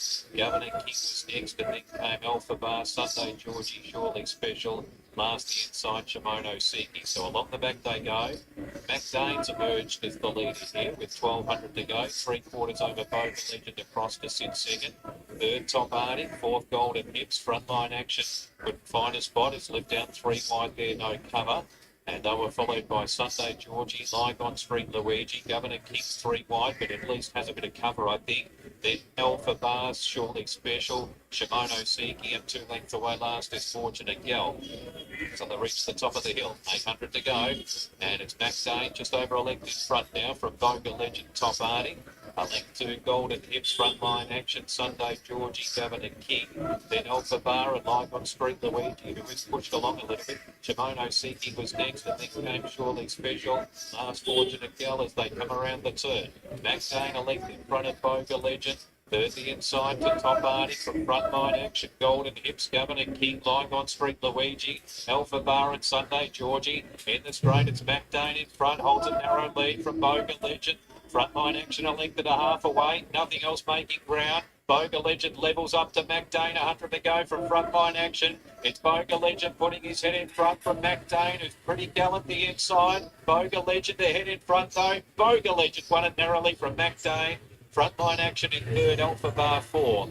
Then Lygon Street Luigi, Golden Hips, Fortunate Girl, Shimono Siki, Day Georgie, Surely Special, Top Arctic, and Governor King drifted out in the home straight and was about last year. So it was a race that didn't really change its profile throughout. MacDane led, Boga Legend was outside, and MacDane frontline action had a nice trail behind it. And they were the three to run the trifecta spots. Boga Legends just edged out MacDane to win. 4 from 6 and 5. And Alpha Bar, I think, is prominent for a minor spot there, perhaps his 4th here. So we'll get that 4th number, and it is number 11. So 4, 6, 5, 11 are the entrants. 4, 6, 5, 11. So it wasn't looking flash for Boga Legend in the first 200. There were a few pressing on, and Boga Legend was 4. So the 4 was there through the roof. 4 went through. 6 was the second linear. 5 we spoke about, and 11 was the largest outer drift. That still worked. Got beaten.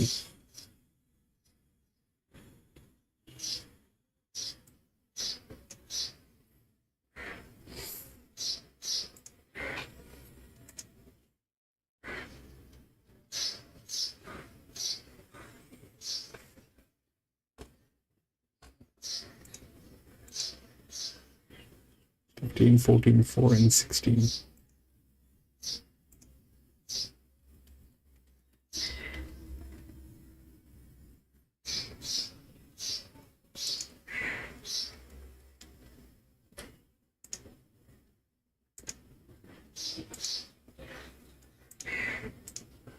Finally, one of the favorites actually worked.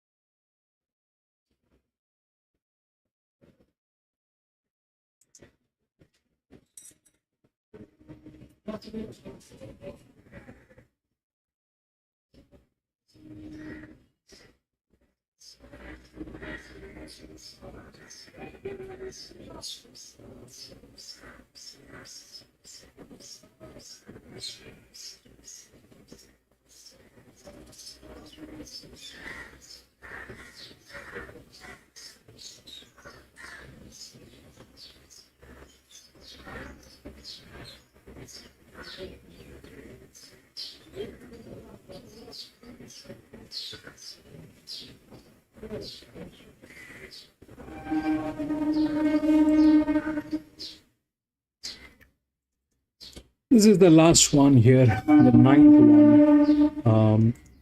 At 15 is the favorite. If you look through the odds, it's 15, 14, 4, and 16.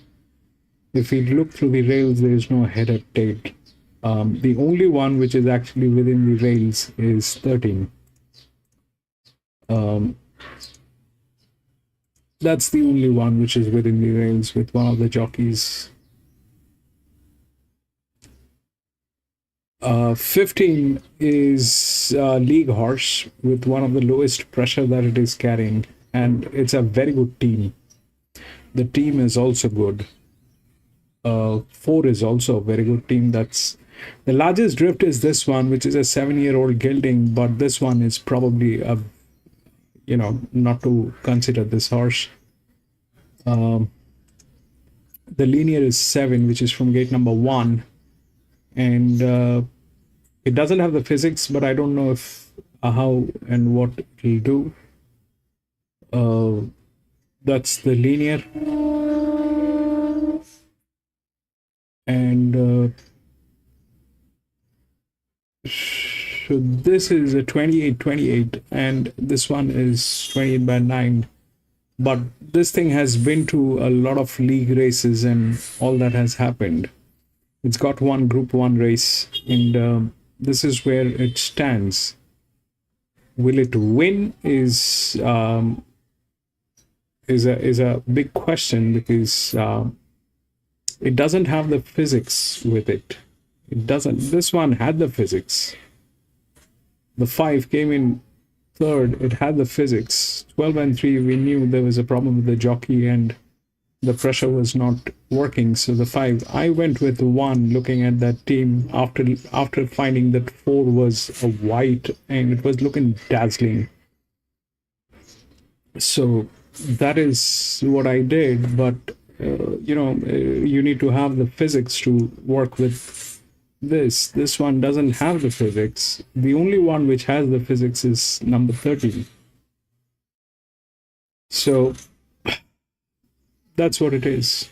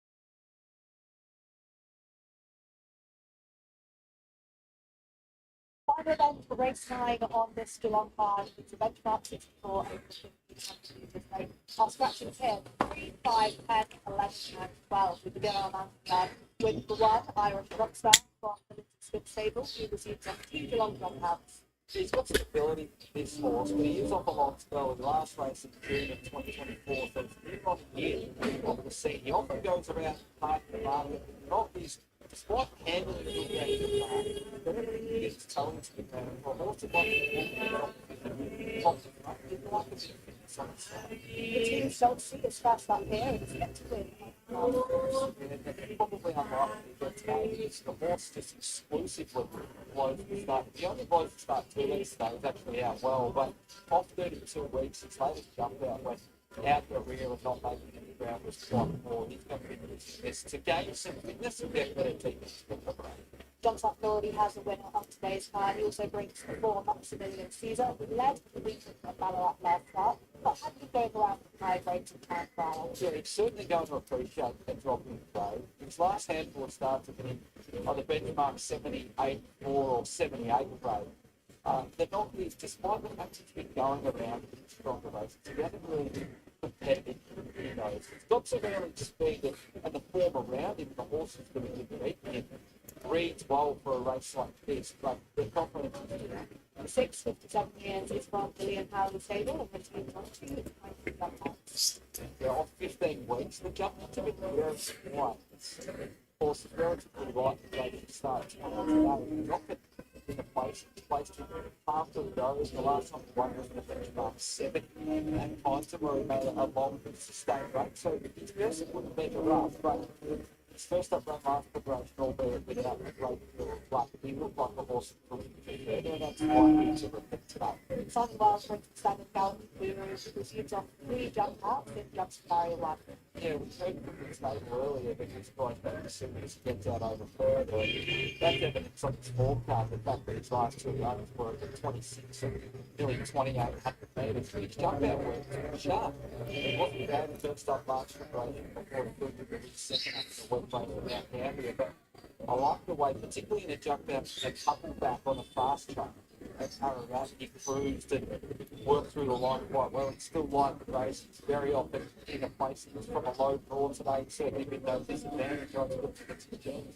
Speaking of lightly raced runners, that is also the same for all tour. The 8 who received gear changes, including the double keeper on the side. Last seen in February of 2025 in benchmark 70 when beaten by Entrusted and Sandown, albeit that was a 3-year-old race, but still good form for a race like this, and that was off the back. The break was made over the mile. At Puckett, he took significant improvement from start 1 to start 2 to start 3. The knock was how long it took him to walk into this preparation, and now he's here off space moments and the jump out leading into this was visually quite open. Mornington-based trainer Nick Brown brings the 9th Century, who has had a dropout of Balnarring between runs. Pretty poor run first up, albeit had some misses. The veterinary report showed some lacerations, settled last, didn't make any ground over 1,400 metres. Past form says a little rise in distance will to jump out between runs though was under threat. Distractions we now move on to 13. That's Bell Morrow from the Mighty Pen Stable, who was used on second track and third for a start and 3 jump-outs. Took pretty big improvement from start 1 to start 2, came through a good form race at Maui, won by an Audi Benny, and then settled at the rear at Mornington, looped and swooped and finished off really strongly over 1,500 metres. That was the last time she raced, the tail end of December. She resumes today over 1,500 metres. The recent jump out when asked to find the line, she did. The 14 Bella Friday comes in on the clearing mile and most British last time. She went to her best in winning the race, but she broke her maiden at Moon Valley at start 3. She ran a huge rating with massive gap back through the rest of the field, and then subsequent to that, a couple of ratings behind Delano was favoured at Sandown, and then first up to Geelong after preparation behind Wilmot. Not only rated well, but the form around it are quite good. We just haven't seen her best yet. We haven't seen her turn thousand. She wasn't there the first up in a 64 a bench ago, but then had every chance in the same grade rise second up. So a little bit interesting. Gets the wins on that. The 15 Deadly Brass for the 2-length margin on the field when winning at Gilmore last start, Craig McBrien. So this is start 20, and he doesn't have a run so far, but if other horses run to their best will win the run. He's progressing well. His preparation resumed at Warrnambool and made really good ground to the line. With the race shape against an on-speed dominated race. That was over the Carnival. And then second up went to Kilmore, settled a little bit closer from a good barrier as opposed to drawing wide like his press. Was strong to the line. That was over 1450. Closing pressure. Good market expectation was there. Our final runner of the day to discuss is 3-run filly Bell, who held on from the box seat temporarily in the last start. Note that when Zach Spain stood down, Freddie Persson makes the ride. Yeah, a couple of runs leading into that weren't good enough to win this, but she got a beautiful ride with Zach Spain. With the saddle last up.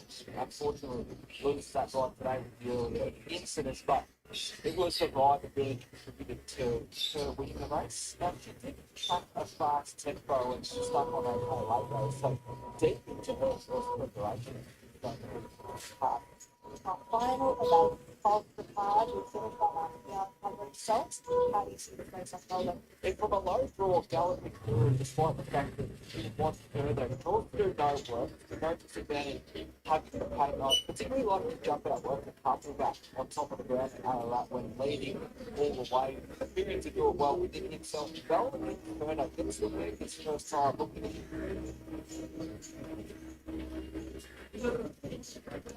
a little below her best last start after a solid return to the back. That's William Seeker. I've been going around in stronger races. It has been being well beaten in all of those, but has seen nervous. Deadly press would need to produce a rear best right, so it's been treading that way.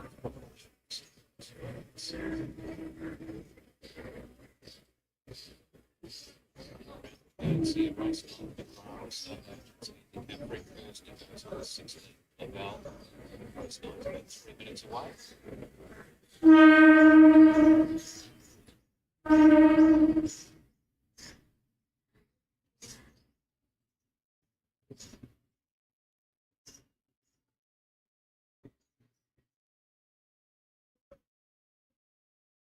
Runners that begin to make their way down to the start now. We're going to come up to us in the final event on the card. Let's take a look at some replays, notably of Deadly Brass representing the Nick Ryan stable. Let's take a look at the last start picture. This is on the 20th of May, so just 19 days, also 16 days ago, I should say. Ben Allen on board. Take us through what we can take away positives and negatives from this website. Yeah, well, firstly, prior to this, he made an encouraging return at Warrnambool, settling way too far off the lead in non-free dominated race, of the game. That put the right on the wall for a little ride, gets some second up, stalks Watford, and even tempo quicken quite well off that as well, hoping those so the gaps back to the rest of them as well. This is harder, but the way that got to the line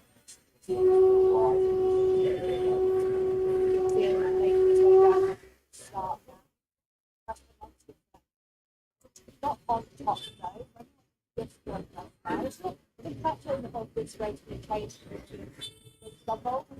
The pattern is the rate of card. Meaning if it's not when you look back, you'll be like 4 minutes the last 24 hours. Yeah, the other one to back. It's not often that you can't put the down to the back marker and cover it down. As well, horses that have won have generally cut the corner. But if you're good enough, like we saw evidence in race 1, we come from midfield down the middle of the track. We've certainly given him in that fresher patch from the rail to the outside of the water, so there was some mark. But if good enough, you have been able to win from at least midfield today as well. All their happiness races were dominated. Here the speed, we've seen that upgrade as well to a soft line with a bunch of time across the program. And it has been a day of racing, right? The runners who can identify the follows. A lovely ride at the ball. This preparation at the cover probably of the day, going out of time. Brings them away from the Western States, or at least he's close to the city. He has been a bit a man that could come on the road now. So then the next choice forward, we can follow from that base up to the second run to go forward and go through that forward and racing top one as well. And nice with top special down this year. But yeah, it's been a good day of racing. You haven't wanted to be too far back, but relatively fair. Enjoyed all your insights there. I'll have to go back and get my notepad out, note down everything you just said, because you mentioned we've had some nice performances there. Horses can follow manuals and preparations to get to the win starts. They are now beginning to load for our final event on so final time today. Take it away, Handicapping. So these runners are loading pretty well for the final runs of the day. Did impressive. Two runs, this preparation runs favourite here at $3.50. That's from the load of Balmoral to the right. Go up the gates. Just a couple of vet reports from runners earlier in the day. Flanagan sitting down in the home straight. And then there's the action. Second favourite in the race earlier today. Working down in the home straight. This found to have a late position.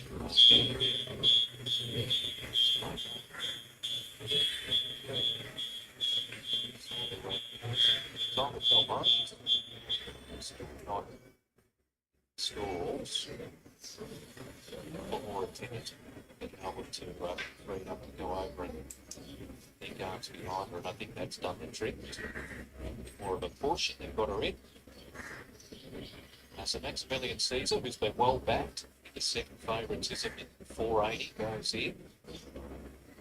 The last couple to get set, Deadly Press and Century, so the starter heads around. For race 9, the McGrath Estate Agents Handicap.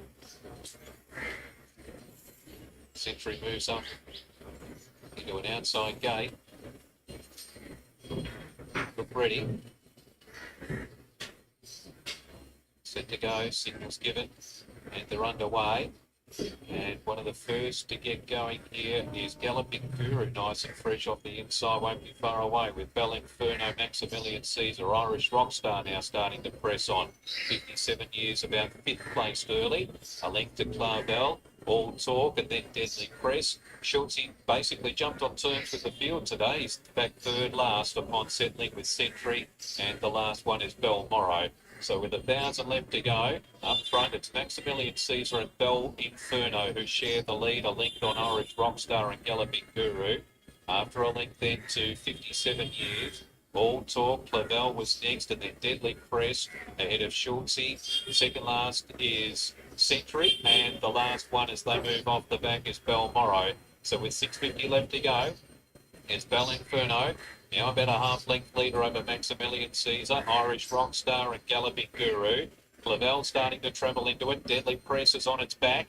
And then 57 years, All Talk held up. Belmorrow was next in the field, ahead of Schultze. And last is Century as they turn into the straight. Bell'Inferno still held together, railed well, found an extra couple of lengths and got away, 300 to run. 2 or 3 to Galloping Guru, and then Philippe Clavel and Deadly Press down the middle. Bell'Inferno doing it well though, 100 to go. Holds a couple on Deadly Press, is now starting to storm home. Bell'Inferno in front, Deadly Press I suspect's going to run out of time. Bell'Inferno goes all the way. Bell'Inferno a half length to Deadly Press. Galloping Guru third, I think Clavel fourth in front of All Talk and Schultze, Irish Rockstar, and then followed by Belmorrow. Century was next in, and then a gap to 57 years. And Maximilian Caesar well back, sat close to the lead early, but weakened out in the straight and was last in. Bell'Inferno, 14, leads all the way here under Celine Gaudray. Blinkers on first time today. Jumped well. Found the front, kicked off the home turn. She looked to be really travelling at the 400 mark. She glided away from the field there, set up what turned out to be a race-winning lead. Deadly Press has cut it back to about a half length on the line and runs well again. But Bell'Inferno just escaped a bit at the top of the home straight. That's been the difference there. Galloping Guru's run a good race, fresh up and a distance short of his best. He runs third, and All Talk in fourth place. So the interims go 14, 15, 7 and 8. 14, 15, 7, 8. Bell'Inferno, number 14, winner. So what happened is that 14 was up here. It was an EW with one of the highest advantages that was given, 14. It did not have this side of the rails, but it doesn't need this side of the rails. Then it was 15. 7 was the linear. And 8 was again up here.